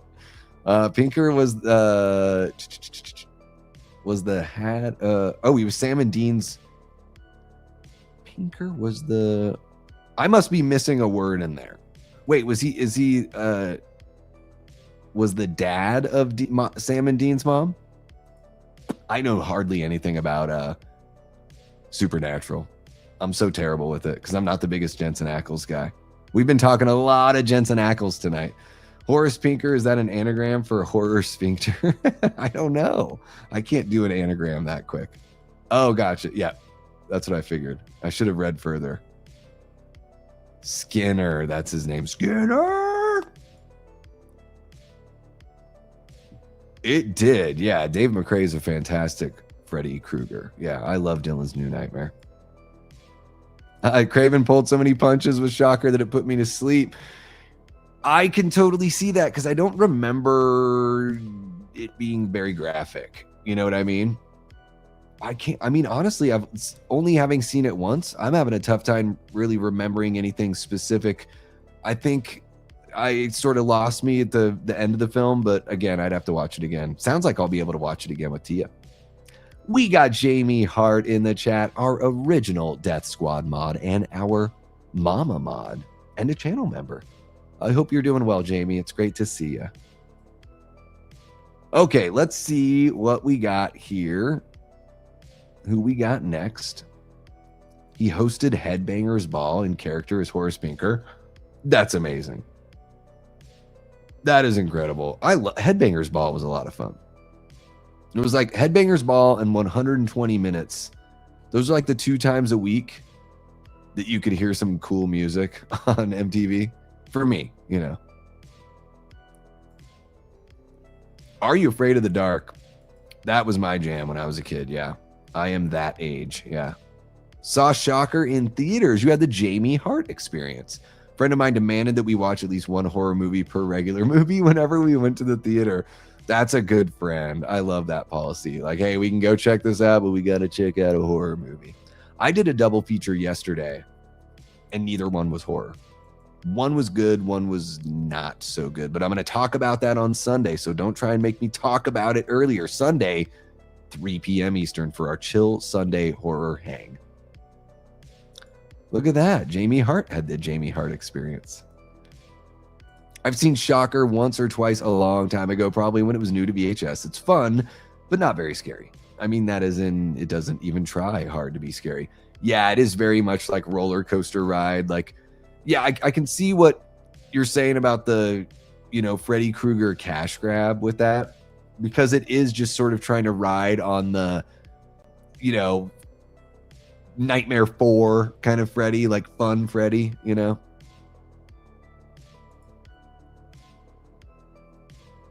Let's see here. Yeah, we are sending you all the love, Jamie. I know you're not feeling well lately. Just sending you all the love. Okay, let's catch up a little bit here. There's no true story about Mick. There's a lot of info. Yeah. Well, yeah, and that's why, like, I haven't seen any of the Wolf Creek stuff. I know it's like the character is based on him, but yeah, I just like watching documentary stuff about just the litany of crimes. It's crazy.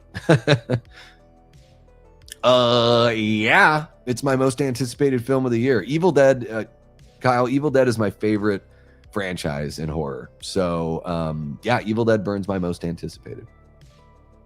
And yeah, I'm at the point now where I'm just like trying not to get too amped up about it because I don't want to be let down.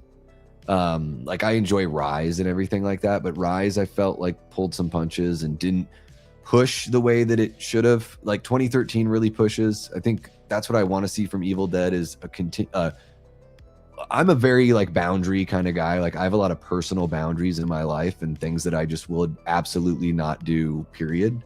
And you know, like everyone's got them, hopefully. But Evil Dead, when it comes to Evil Dead, I want there to be no boundaries. I'm just sort of like, okay, Evil Dead, like push it every single time. Try and make me feel uncomfortable. That's what I want from this franchise. That's what I expect from the franchise. And Rise, I felt like didn't quite give me that. And so I'm really hoping Burn can do that. You know, the 2013 film definitely, you know, pushed really far. And so, yeah, really looking forward to Burn. I like everything I've seen about it so far.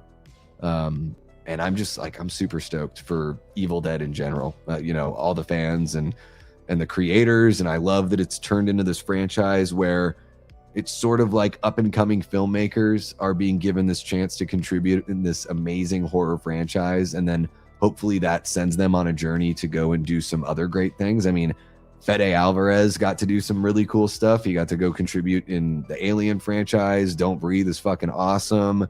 Lee Cronin just got to do his version of The Mummy. Like, I think he's already working on, like, I don't know if it's a limited series or something like that, but he's still working. He's still producing Evil Dead. So the franchise is doing great right now. So hopefully Burn continues all that.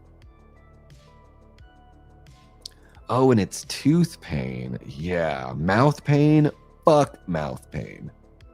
Yeah. Oof. Toothache. I'm so sorry, Jamie. Just go have them rip that bugger right out. Okay, let's see what else we got. Yeah, it can be tough. Sometimes you just gotta, yeah. I mean, what can you do? All you can do now is what you can do now.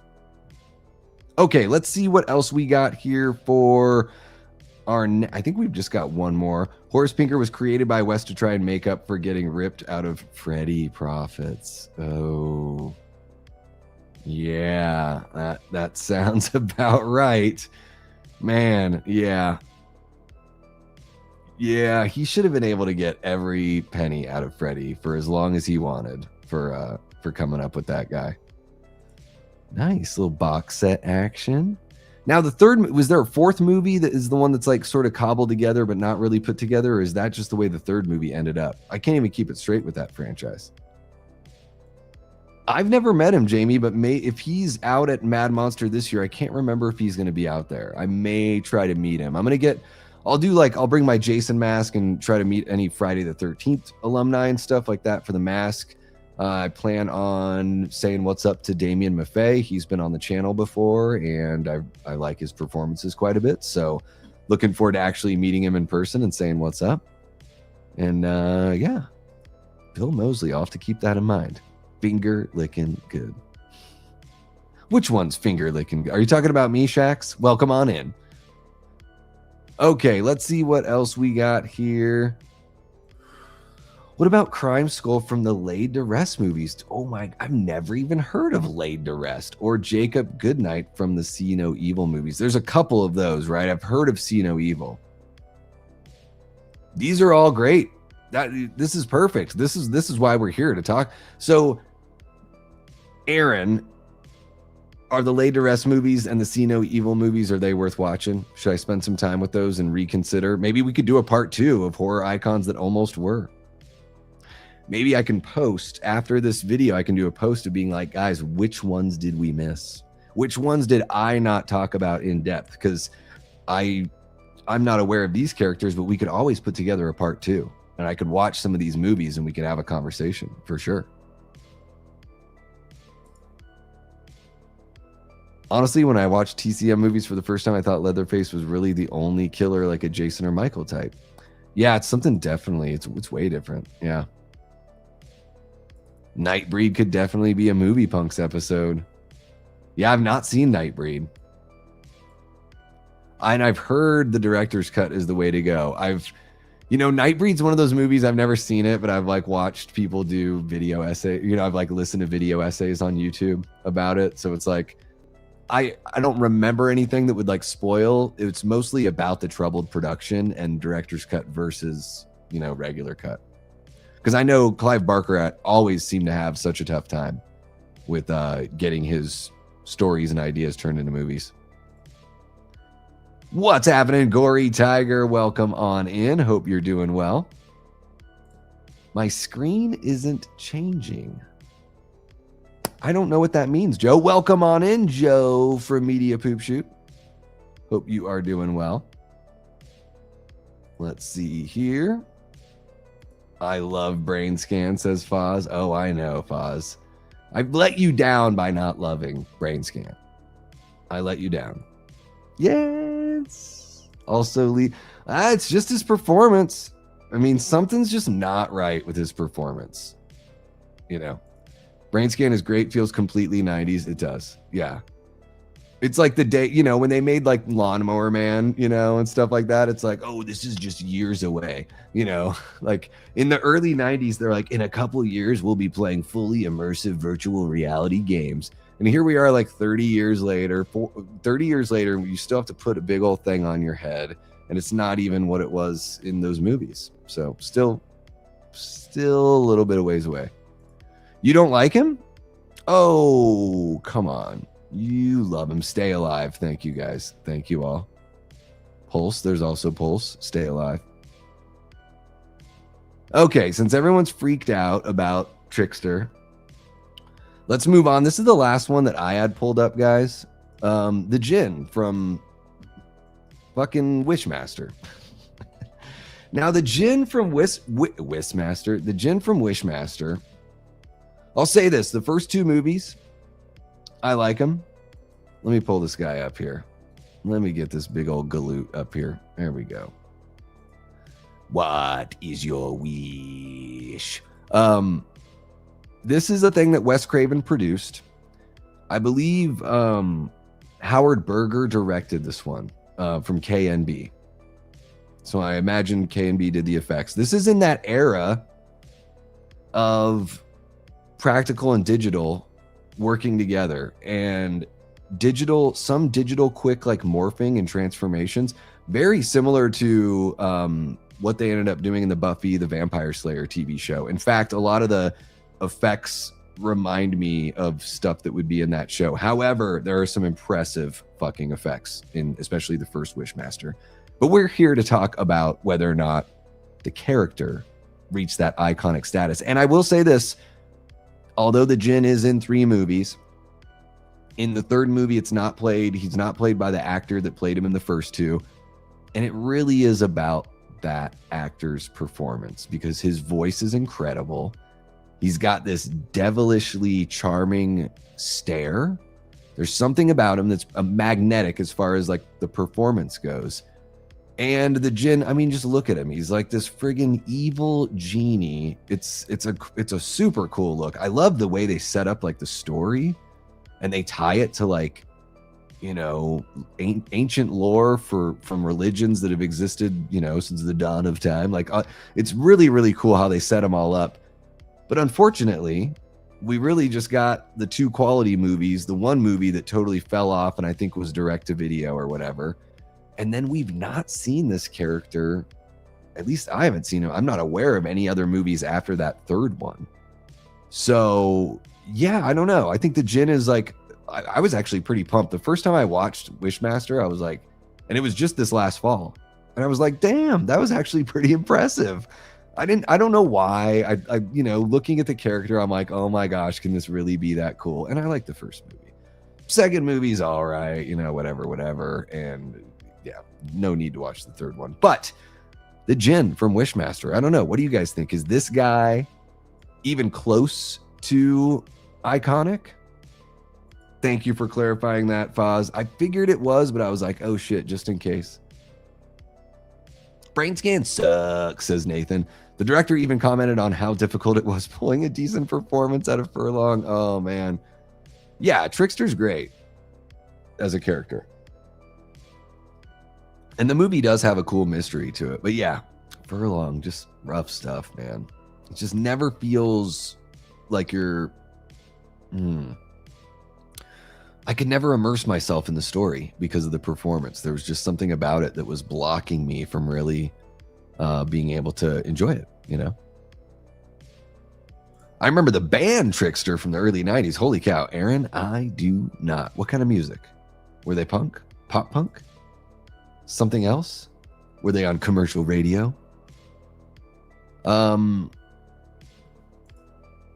the Spurs lose the finals, I'll watch a crappy movie. Well, my pick for a crappy movie? Is it you want to watch a crappy movie that'll at least still be fun? Or do you want to watch a crappy movie that like you will find no joy in? Do you want like no joy? Or do you want like crappy but entertaining? I have answers for both. You could make a great Brainscan remake at this point. I mean, really, we've got people that live their whole lives playing video games or, you know, terminally online, I guess is a term you could use. Yeah, Brainscan would make for a perfect remake. I mean, fuck, dude, you could do it as like a game that affects multiple people. Like it could be something on your phone, you know? Could be interesting. Dr. Decker, also known as Old Button Face. Yeah, it's very unsettling. He's got that little bit of a swirly face there. I know. I want to know how to get on that Evil Dead Burn early list. What the hell? What the hell, man? Give me that. Give me that copy. Give me that copy. Yeah. Who was the one guy that was always, oh man, Headbangers Ball? Who's the guy I'm thinking of? Headbangers Ball hosts. The one that I'm thinking of is, yeah, Ricky Ratchman. Oh my gosh. Adam Curry. I think I remember him a little bit. But yeah, Ricky, 90 to 95. Vanessa Warwick, 90 to 97. Okay, so she had a pretty good run as well.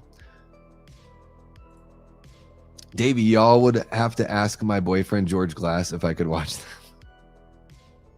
I'll send George an apologetic letter. You can watch the movie first, and then I'll send an apologetic letter. I got into many bands that were new to me by watching 120 Minutes. Yeah, I first heard Blink-182 on 120 Minutes. And I first heard All on 120 Minutes. And with All, it was a live performance of $1 Million was the very first thing I heard. And then I Then I hung out with my friend Sion Colmus. Shout out to Sion Colmus if you're out there, miss. Hung out with her, and she had this Airwalk compilation. I can't remember what it was called, but it was white. Of course, it had the old Airwalk logo, just the name logo, and it had like 2 songs from each band that was on this compilation. And it had $1 Million and Long Distance from All, which are both on the Pummel record. I think that's 1994. I could be wrong. But yeah, so coincidentally, after seeing this band, like within the next week, I'm hanging out with my friend and listening to this compilation, and that song is on there. It just felt so meant to be. Didn't even know at that time that All was related to Descendants at all, because I wasn't even really aware of, I maybe became aware of the Descendants after All, actually. Yeah. Anyways, 120 Minutes. Matt Pinfield. I got to meet him in Hollywood. It was amazing. Met him in an Against Me show. I met and had tequila drinks with Matt Skiba from Alkaline Trio at that show too. It was a wild one in West Hollywood. But I told Matt Pinfield, dude, you're the only guy on MTV that ever knew what the hell he was talking about. And Matt Pinfield goes, thanks, man. I really appreciate it. It was awesome.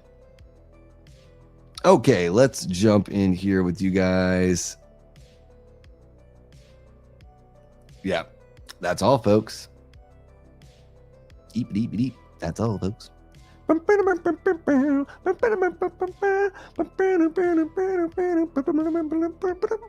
back and also with ice cream. Carrie, you can't bust out the ice cream until I bust out my ice cream. Any chance you could do an impromptu stream Saturday night without a goal? I probably won't, Paula, because I don't know. Because I might be So I'm planning on going and seeing somebody tomorrow, but I was going to come back here and and still be able to do a live show, like a little bit of a late night live show. But since I didn't reach the goal, I might just keep on hanging out with the person that I'm going to hang out with. So we'll see. We shall see. But don't worry, Paula. You know, this week I went live on Monday, Wednesday. I'm going live tonight, and then I'm going live on Sunday. So I mean, that's 4 lives. And then I usually do at least 3, right? So it's like, you know, I always try to, you know, play nice on all that stuff. And the cool thing is too about like the super chat goals is I don't walk into a stream thinking, oh, I better reach that goal. I mean, I'm in the stream to win it. Like, I'm here to hang out with you guys. It's, hey, if we reach the goal, I'll go for that other hour, or I'll add a stream, you know, stuff like that. But I like that system of like, you know, if you want something, you have to exchange something to get it. Like, I dig that. You know what I mean? So we'll just roll with that. Sleepaway Camp 3 is a movie full of a full movie shot back to back, same crew. Oh, okay. So it's like the quote unquote 4th one that's not really like finished. Because I've heard there's one in the franchise that's not really finished. Movie thoughts. I have seen it.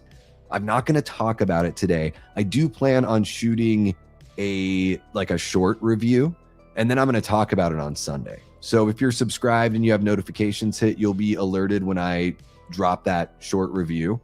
And then if you want to hit the notification button on my stream for Sunday at 3 p.m. Eastern, I'm going to talk about Masters of the Universe and Disclosure Day. And it'll be like, I'm not going to spoil everything during the stream, and I don't spoil anything in my reviews. But in the stream, I'll talk a little more in depth about stuff than I will on the short. So if you want to have a discussion about it, Sunday, 3 p.m. Eastern, that is the time. Town That Dreaded Sundown. That's another really good one, Ryan. So I'm going to make a post after this stream, guys. And I'm going to be like, I'll be like, these are the ones we talked about tonight, you know? And then what did we miss? Let's have a round 2. And we can have a round 2 in a month. You know what I mean? We can just let that post sit there and gather your guys' input. Okay. Is the one See No Evil, is that the one that's got is it a wrestler, like a professional wrestler that played the killer in that one? Kane? Does that sound right? Why does that sound right in my head? Movies that I've never seen that for some reason I like have these, you know, flurries of images with, or it's crazy. The Parents from the People Under the Stairs are underrated. They are not. Yeah, man, People Under the Stairs. God, I want to like that movie more. I didn't think it was very good because Wes couldn't really pick a lane. Like, what are you doing, dude? Like, is it a social message about race relations? Because I don't think he gets close enough for it to really be that. But it's almost like he wanted it to be that. But just because you have like a couple characters that are, you know, total shitbags and racist, it doesn't mean that you're really getting your message across. I didn't really like see a message there. Like, I was like, okay, like these people are they're terrible. I mean, they're terrible to everyone. Like, so yes, they are racist, but they are like awful people to every single person in their lives. They really don't discriminate. They just hate everyone that's not them too. And then I was like, part of it felt like is it Texas Chainsaw Massacre? Like, it felt a little bit like that, but it wasn't like quite willing to go silly enough. And then of course I'm drawing in David Lynch parallels. Sorry about the plosive. Jamie, I'm drawing in David Lynch parallels because those 2 actors ended up being in Twin Peaks. So I'm just like, it's just not weird enough to be Lynch. It's not funny enough to be TCM, and it doesn't have enough of a message to be a movie that should be taken seriously as saying anything about society. Like, just because the movie has a mixed race cast doesn't mean it really is saying anything. And I think that's the funny thing about People Under the Stairs is I see a lot of people talking about the social message, and I think it's just shallow, I guess, is my estimation of that. Yeah. I love that House of Max. Love that House of Wax remake. Reminds me a lot of Tourist Trap. I got to check out Laid to Rest. All right. Pretty generic. Never actually seen Laid to Rest. Okay. Still prefer the theatrical cut of Nightbreed. Good to know, Foz. Holy cow, we got our guy Aaron, Mr. Super Tanner, one of our great channel members. What's happening, Aaron? Hope you are doing well, man. Welcome on in. I am so far behind in the chat. Look at that. Ben Grimm up all night. The worker and the lurker. Our guy, Ben Grimm, one of our great channel members, says, I remember seeing Edward Furlong in a con and tried to get him to sign a Brainscan poster with Buddies Forever, and he couldn't spell Buddies. Damn. I think he's cleaned stuff up. At least, I saw him on the Inside of You podcast with Michael Rosenbaum. I highly recommend that. I love Michael Rosenbaum. It seems like he's figured stuff out. Hopefully he maintains that. Yeah. Dude, and he was with, what's her face? Monica Keena, right? From Freddy versus Jason. And then they both started just looking like each other because it was like they were both just like, looks like they're both just doing gross drugs and eating fast food constantly. What is your wish? Especially in the sequel, Jamie. In the sequel, it's like everything he says is so funny in the sequel. What is your wish? Because I think in the first one, it's a lot more like, what is your wish? And then he really leans into it. Yeah, Andrew Divoff, man. What a voice. I would love to just can we just have a voice off, Andrew? I know you're going to win, but can we just have a voice off? That way I can say I did a voice off with you. That's all. That's all I want. I just want to brag about the competition. First two are where it's at. Yeah. I saw the Wishmaster in the theater when it first came out. You had the Jamie Hart experience. That's also the name of Jamie's new band. The Jamie Hart experience. Like Jimi Hendrix, but better. It does. Yeah, they've got what's his face? The bum from Back to the Future 2 Back to the Future plays the bum here. He's in a whole bunch of stuff. Why can't I think of his name? I just can't. Only seen Wishmaster 3. Joe, in typical Joe fashion, Joe's like, I started watching this franchise backwards. I love it, Joe. I love it. We're going through the Evil Dead franchise in the Discord, guys, and I think it all started because Joe had only seen 2013. Is that right, Joe? And then we went and saw the first movie in the theater, and then we started watching the series. But he had not seen Evil Dead 2 or Army of Darkness till we watched it on Discord. So kind of wild. The Cabal cut. Over 3 hours. Holy cow. He does deserve more love. A reboot? You think they should do a reboot, Ben? What do you think? The Noticer. I am the Noticer. I noticed. Okay, let me see if I can catch up with you guys. First time I saw Descendants was on 120 minutes as well. Oh, yeah, When I Get Old. Yeah, that was a good one. Yeah, Matt's killer. Super awesome, dude. I must have totally missed out on Dave. Yeah. Because 120 minutes was like Sunday nights, and it was like 10 p.m. or something like that. I only got to see it when we didn't have school the next day or like during the summer. So I, only, and then of course it's like, do you even remember to see it? Like when you've got that Sunday available, because you usually don't have that Sunday available. So I probably saw 120 minutes, like maybe, 10 times a year, if that, you fuckers, you fucking fuckers with your ice cream. Butter pecan. I don't know if I've ever had butter pecan ice cream, but I've got cookies and cream, and it's a Blue Bunny cookies and cream. Kane. It is Kane. All right. Citizen Kane. I like that everyone says Kane, and then like at some point I was like, Kane. And I'm finally catching up with you guys. There's a great song. One of my buddy's bands from Portland, No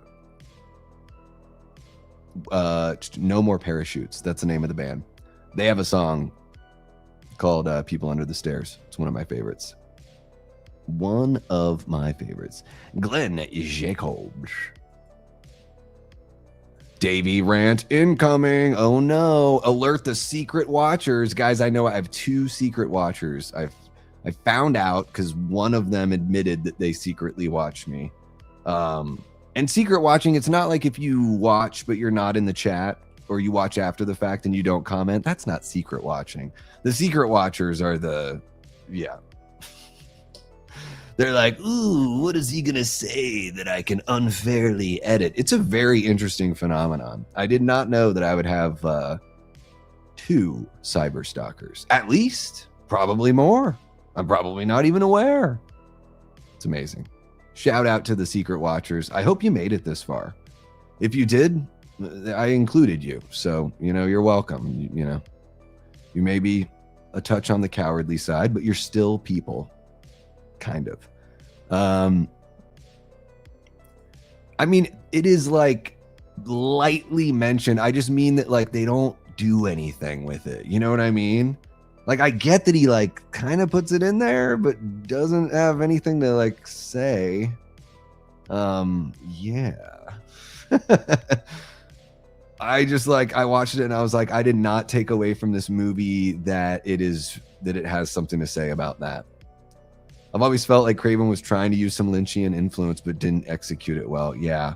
It was in the middle of like 3 different things for me. I couldn't really find like a center as far as like the tone goes, if that makes any sense. I'm going to scooch back on over here. There we go. Yeah. It wasn't a bad movie. It just not like, I totally get why it doesn't resonate with a lot of people, I immediately reached out to Cody Leach and I was like, dude, I totally get why that movie doesn't work for you. Because it was my first time watching it like a few weeks ago on the Discord.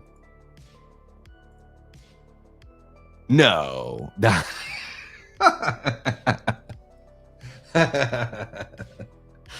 Oh, Tia, I love it. I wish that he did. That would be amazing. Ben, do you have a picture of it? Like, did he actually fuck it up and it's on the poster? Like, I would love to see it, and I would love it even more if he wrote booty. In fact, I need to like write that down because not that I really ever give out autographs, but if I ever do, I want to write booty forever, Davey Deathray, because I'm like, you guys know. Love the booty. Like butsoverboobs.com. It's a website that I've been trying to get up off the ground for a while. It's all about how butts are more important than boobs. I'm just, as far as physical attractiveness goes. I know it's very shallow. It's not, it's not the deepest thing. Maybe a little crass. Sure. Slightly objectifying. Duh. I mean, come on, Davey, will you sign this? Booty forever. So great to meet you, Davey Deathray. There you go. Don't forget, booty forever. Rosenbaum is my favorite Lex. He's my favorite Lex as well. I mean, Gene Hackman's hilarious and all that stuff. I love that. Can't stand Kevin Spacey as Lex Luthor. I think that movie, Superman Returns, gets me really upset. I can't talk about it. I really don't like that movie. And, Jesse Eisenberg, yeah, I didn't like but I liked everything else. Like, I think he's better than Kevin Spacey. And then I guess we had to just get him again. Didn't we just need one more version of Lex? And I can't really remember too much about Nicholas Holt's Lex other than he's a like government businessman that shouts out commands for like, upper punch, lower punch, upper punch, lower punch, roundhouse kick. That's the weirdest part of that Superman movie, is when he's just like shouting out keys for someone else to like type in so another character fights. Weird. That Superman movie wasn't very good, was it? Is anyone in this chat gonna go watch Supergirl? Like, I have zero interest to watch Supergirl. What the fuck is this movie about? Like, and why do I care? Because the Superman movie wasn't that great. It was like a C+, you know, B-, sure. Yeah, Supergirl, I don't know. Nathan says, I wrote a short story some time ago about a mousy college freshman who finds a djinn and wishes to be a 7-foot-tall serial killer. The djinn is so impressed that he grants it without strings. I'll collect souls for you. You can make it where it's like a deal, right? In fact, Nathan, when I was a little child, I wanted to, yes, when I was a child, I was young at some point, people. I wanted to make, and I still kind of do, want to make a Castlevania Simon's Quest movie. Like, I love that. The premise of that video game is so cool. Like, that you kill Dracula, but a year later, there's a curse that's like been just eating away at Simon, and he has to go collect all of Dracula's body parts that were scattered all over the land. He has to collect them and throw them in a cauldron, basically resurrecting Dracula so he can kill him once and for all. I love that plot. And in my version of the story, Simon was going to run into the Grim Reaper, and the Grim Reaper was going to be like, I'll see you in like 6 hours, bro. You know, like, you are about to die. And Simon makes a deal with the Grim Reaper. And Simon is like, if you spare me, if you give me the strength to like fight this fight, I will get you Dracula's soul. And the thing about that is, like, vampires technically, they like lose their souls. But if he's able to, like, I will resurrect him through this ritual, and you'll have the chance to have Dracula. Like, that's got to be worth something to death, because this man has been cheating you for hundreds of years. And so the Grim Reaper is like, oh, we may have just struck a deal. Huh, kind of fun, right?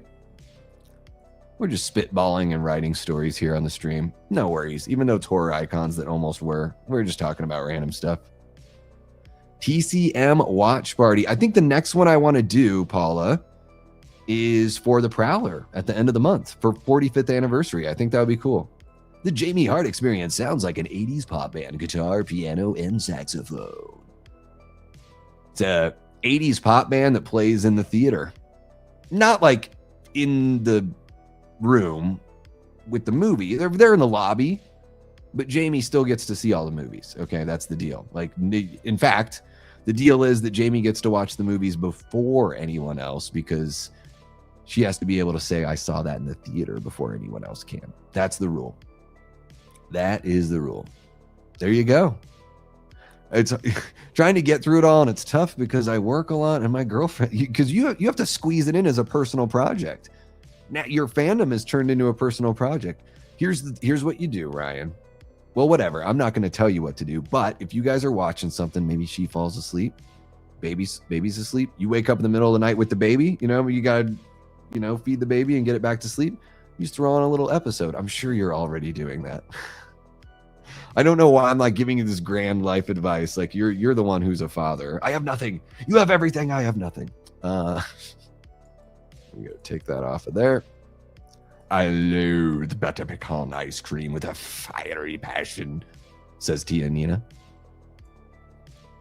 2013 and Rise. 2013 like 6 times and Rise twice. Gotcha. Okay. Man, could have seen the whole franchise for all that, Joe. Oh, hey. I'll be the third. Oh, the third to say that you saw that in the theater. Thank you, Carrie. I appreciate that.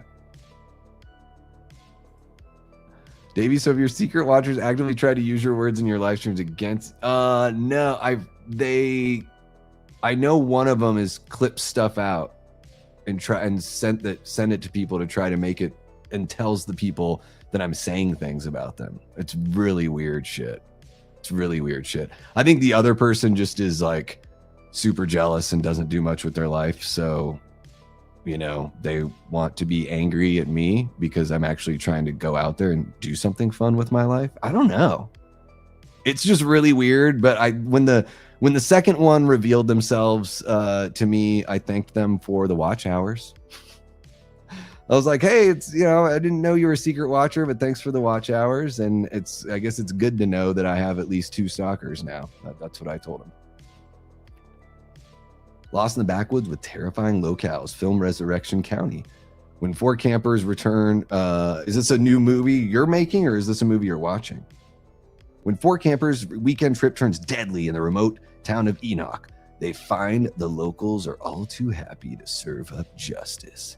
Hashtag booty forever. Hashtag booty forever. Bluebell gooey butter cake ice cream is almost orgasmic. Well, when you say gooey, you got me halfway there. Yeah, the Bluebell stuff is good.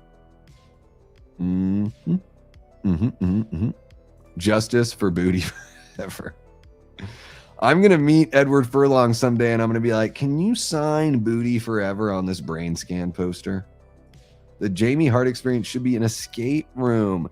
Sickly sweet, full of glitter, but also gothic and dark, full of difficult puzzles. I like it. The Jamie Hart experience. And Tool playing constantly as you try to solve these puzzles, right? Tons of Tool. And if you go into the Hanky Panky room, guess what they play in there, Jamie? Dave Matthews Band. Dave Matthews Band plays in the Hanky Panky room. I'm going to see Supergirl strictly for Lobo. I was kind of ripping on that earlier, or the other week, last week maybe, Foz, because I'm like, how many characters have I seen that's like the big lug that's drunk at the bar and is like wise, even though they're a big drunk, stupid lug? It's every one of these comic book movies seems like they've got one now. So it's like, I think Lobo would have been like cute and different like 15 years ago, but now I'm just sort of like, oh, he's going to be like Drax the Destroyer or something. Or he's going to be like the fucking what is the Juggernaut and Deadpool 2, whatever. Just all these fucking characters. I will watch Supergirl for my channel, maybe post a rant for it. I mean, review. Yes, guys, Joe has got Media Poop Shoot going. You guys have got to go check out his Disclosure Day review. I'm not going to say anything about it because I'm not going to say how I feel about it, but go check out Media Poop Shoot right here on YouTube. Give our guy Joe some love. That is a movie I own, but I have not watched before, Russell. I'd rather watch a movie about Super Squirrel. Yeah, is this really just another movie about like making sure a kid gets somewhere safe? Like, I mean, I feel like we've gotten a lot of those just in the last few years. I don't know. It's just like a very basic and dumb. And I will just say it again. I don't care if people hate me for it.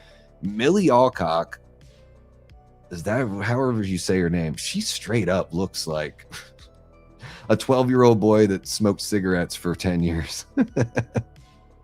I don't know what, I'm just like, I don't think I could, I don't know. I don't think I can do it. I don't think I can do it. It's true. When I was a young warthog. I still am a child. Yeah, I came right out like, what is his name? Greg Brogan. The Will Ferrell skit where he comes out of the mom as a full-grown man. I think I lost my watch in there, Mom. I mean, there are things I really liked about it. There are other things, like, I just can't, I'm so over Lex. I'm like, it kind of bummed me out. Just having him be a bad guy in that movie was just sort of like, why? You know, we've seen so many versions of Lex in the films, like way too much. So that was for me like an automatic step back. And it's like kind of a Superman movie, although it's just called Superman. He's not in it as much as you would think. Superman was top 3 of last year. I acknowledge certain errors, but it works amazingly as a live action cartoon. It works well as a team building movie. It works as a movie called Superman. It's not very Superman-y. You know, it was more about the team. And then now like all the Supergirl stuff is like, it's like they're marketing crypto now. I mean, that's got to be like the next movie, right? in the Superman family, they're gonna, you know, they'll probably work in the other characters and everything in their own movies. But you figure the next like super movie is going to be Crypto. That's what I would imagine is like kind of where they're leaning. I don't know. Like I would say Fantastic Four, I thought was like right there with Superman. Maybe I liked it a little bit more because I love the like the costume design and the production, like the set design and everything like that. Like that 60s futuristic kind of look was fun. But they're very close as far as, you know, I would say Fantastic Four, I like the villain a lot more. I don't know. Yeah, I don't think Superman's bad. B-, C+. I think that's fair. I think that's fair. Thank you, Nathan. I'm pumped that you like my idea. It's, yeah, I've been a Castlevania nut since I was like 6 years old, 5 years old, whatever it was. Holy cow, guys, we're over 2 hours. Oh my gosh. I need to call it a night and go work on something here for the channel. Let's see what else we got here. Wishmaster Virgin here. Is it worth my time to watch all of them? I'd start with the first movie. That's the best one. And the second movie is a good sequel. But the first movie is the best one. Yeah. Dude, you'd be surprised, man. You'd be surprised. And if they can't get a clip of it, they'll just make something up. That's also happened. Make it up, no proof. Yep, totally believe it. Ooh, the remake's really good. I love the original though, because George Romero is like my guy. I love George. But the remake is a way easier movie to watch. It's not as old-fashioned. And there's one scene in general in the original film where Richard Liberty's character gets really close to doing something that you just usually don't see in a movie. But yeah, I mean, I like them both quite a bit. They're pretty different movies. Like the remake is more action driven and it's more about like the tension from that action, whereas the original Crazies is more of a commentary on the dysfunction of government, lack of organization in the military, and like lack of leadership overall, and government cover-up. So it's very like, they're pretty, for being about the same kind of phenomenon, they're pretty different movies, which I think is great. I think that actually works well for both of them. Yeah. Okay, guys, I think that is going to be it forever here. No, DMB forever. I was waiting. I'm like, forever? No, I was waiting to see, did Jamie respond to my hanky panky room comment? I don't know. Just wondering if you caught that there, Jamie. Anywho, I don't know. He's not the villain. I don't think he is. I think he's a good guy. Yeah, I think he's a good guy in it. You guys are hilarious in the chat. Okay, guys, I am going to wrap things up there. I don't think I have any poll or anything like that in the chat. Nope, we're all good over there. Guys, I am going to enjoy the night off tomorrow. Keep an eye out for Masters of the Universe and Disclosure Day short non-spoiler reviews right here on the channel. But I'm going to take tomorrow night off. I will be back on Sunday, 3 p.m. Eastern. It's our chill Sunday horror hang. And that's kind of where you guys get to rule the roost. We can do an Ask Me Anything kind of vibe. I'll talk about Masters of the Universe and Disclosure Day a little bit. I've hit a bit of a roadblock on my 365 first time watches in 2026. So I'll catch you guys up on where I'm at with all of that. And maybe we'll hit on some horror news because there's some stuff I don't know if I'm going to be able to cover in between now and then. So we might just cover it live on Sunday. Fuck it, we'll do it live. So that's going to wrap it up for this stream here. Thank you so very much for all of you guys hanging out, spending some time on a Friday night with me. I forgot the intro. It was a wild beginning. It's been a heck of a night. Carrie talked about some person named Drew. I was like, who's this Drew guy? And she's like, oh, no big deal. It's just the love of my life. And I'm like, oh my gosh, she's the worst person. Like, we've gone through a lot tonight, but it's been really fun. So you guys are all beautiful. I love you all so very much. Shout out to Shannon from Talking Star Wars for 3 months of channel membership. That is awesome. Paula Fitzhenry threw down a $5 super chat earlier on in the evening. Thank you so very much, Paula. Nathan Thornwood dropping the 20 bucker with one of the most beautifully constructed sentences I've ever seen. And as far as I can tell, yes, Nathan, this is grammatically correct. I suppose you could add a Oxford comma after audiences, but I don't add them unless there's a list of things. So I think you're cool without the comma there. I think this is a beautiful sentence. I just want to give you your due. You spent 20 bucks and you wrote one hell of a sentence. Good work. I would imagine, Nathan, with that, you'd be able to, your gin story probably rocks socks, right? And then, oh my gosh, quick, before we leave, I meant to bring this up. Rachel from Halloween 4 and 5. Yeah, I would say almost there. Almost there on being an icon, and she was done dirty in part 5. Even if she sacrifices herself at the end of 5 to save Jamie, I'm okay with that as long as it comes at, like, there's some reason for it. There was, like, it just seems like, Dominique Othen-Gerard just wanted to get rid of her just to surprise the audience. Like, he thought he was making Psycho or something. And it's like, that's not really what you're doing here. You're jumping in the 5th entry of a franchise. Like, now it's just downright disrespectful, which to me is how it feels in Halloween 5, the way they dealt with her. So yeah, more screen time in the 5th movie. Absolutely not having an unceremonious, scissors in the shoulder kill or whatever the hell that was. It was bizarre. Yeah. And the fact that she's like showering before, it's like last time we see her is like her like in the shower. It's like for Rachel's character, I don't know. It didn't really fit the wholesome vibe. There's a whole host of issues, but I want to make sure to not completely forget mentioning that, because I do think that, yes, there are some characters that aren't villains that reach that almost, icon status. So they definitely should be included in the conversation. And guys, we can do a part 2 of this. I'll make a post. Let me know which ones we've missed or just which ones we didn't really get to discuss too much tonight. I can check out some of those movies, some of those franchises and characters, and we can jump in for a volume 2 sometime in July. Why the heck not? But that's going to wrap it up for this one. You guys are beautiful. Thank you so very much. I hope you guys have a lovely rest of your evening, and I will see you all. Hopefully I'll see you all on Sunday at 3 p.m. Eastern. Guys, if you know Jigsaw, we just want to make sure Jigsaw is okay. It's been a little while, and we just want to make sure everything's okay. That's all. It's a friendly check-in. It's not a where the fuck you been. It's like, everything okay? Very chill, very chill. So anywho's, that's going to wrap any crap, as I like to say in the chat.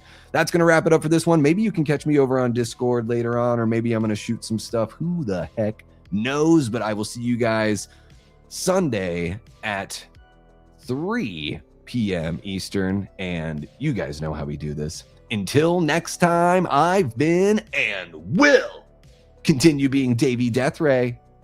Take care.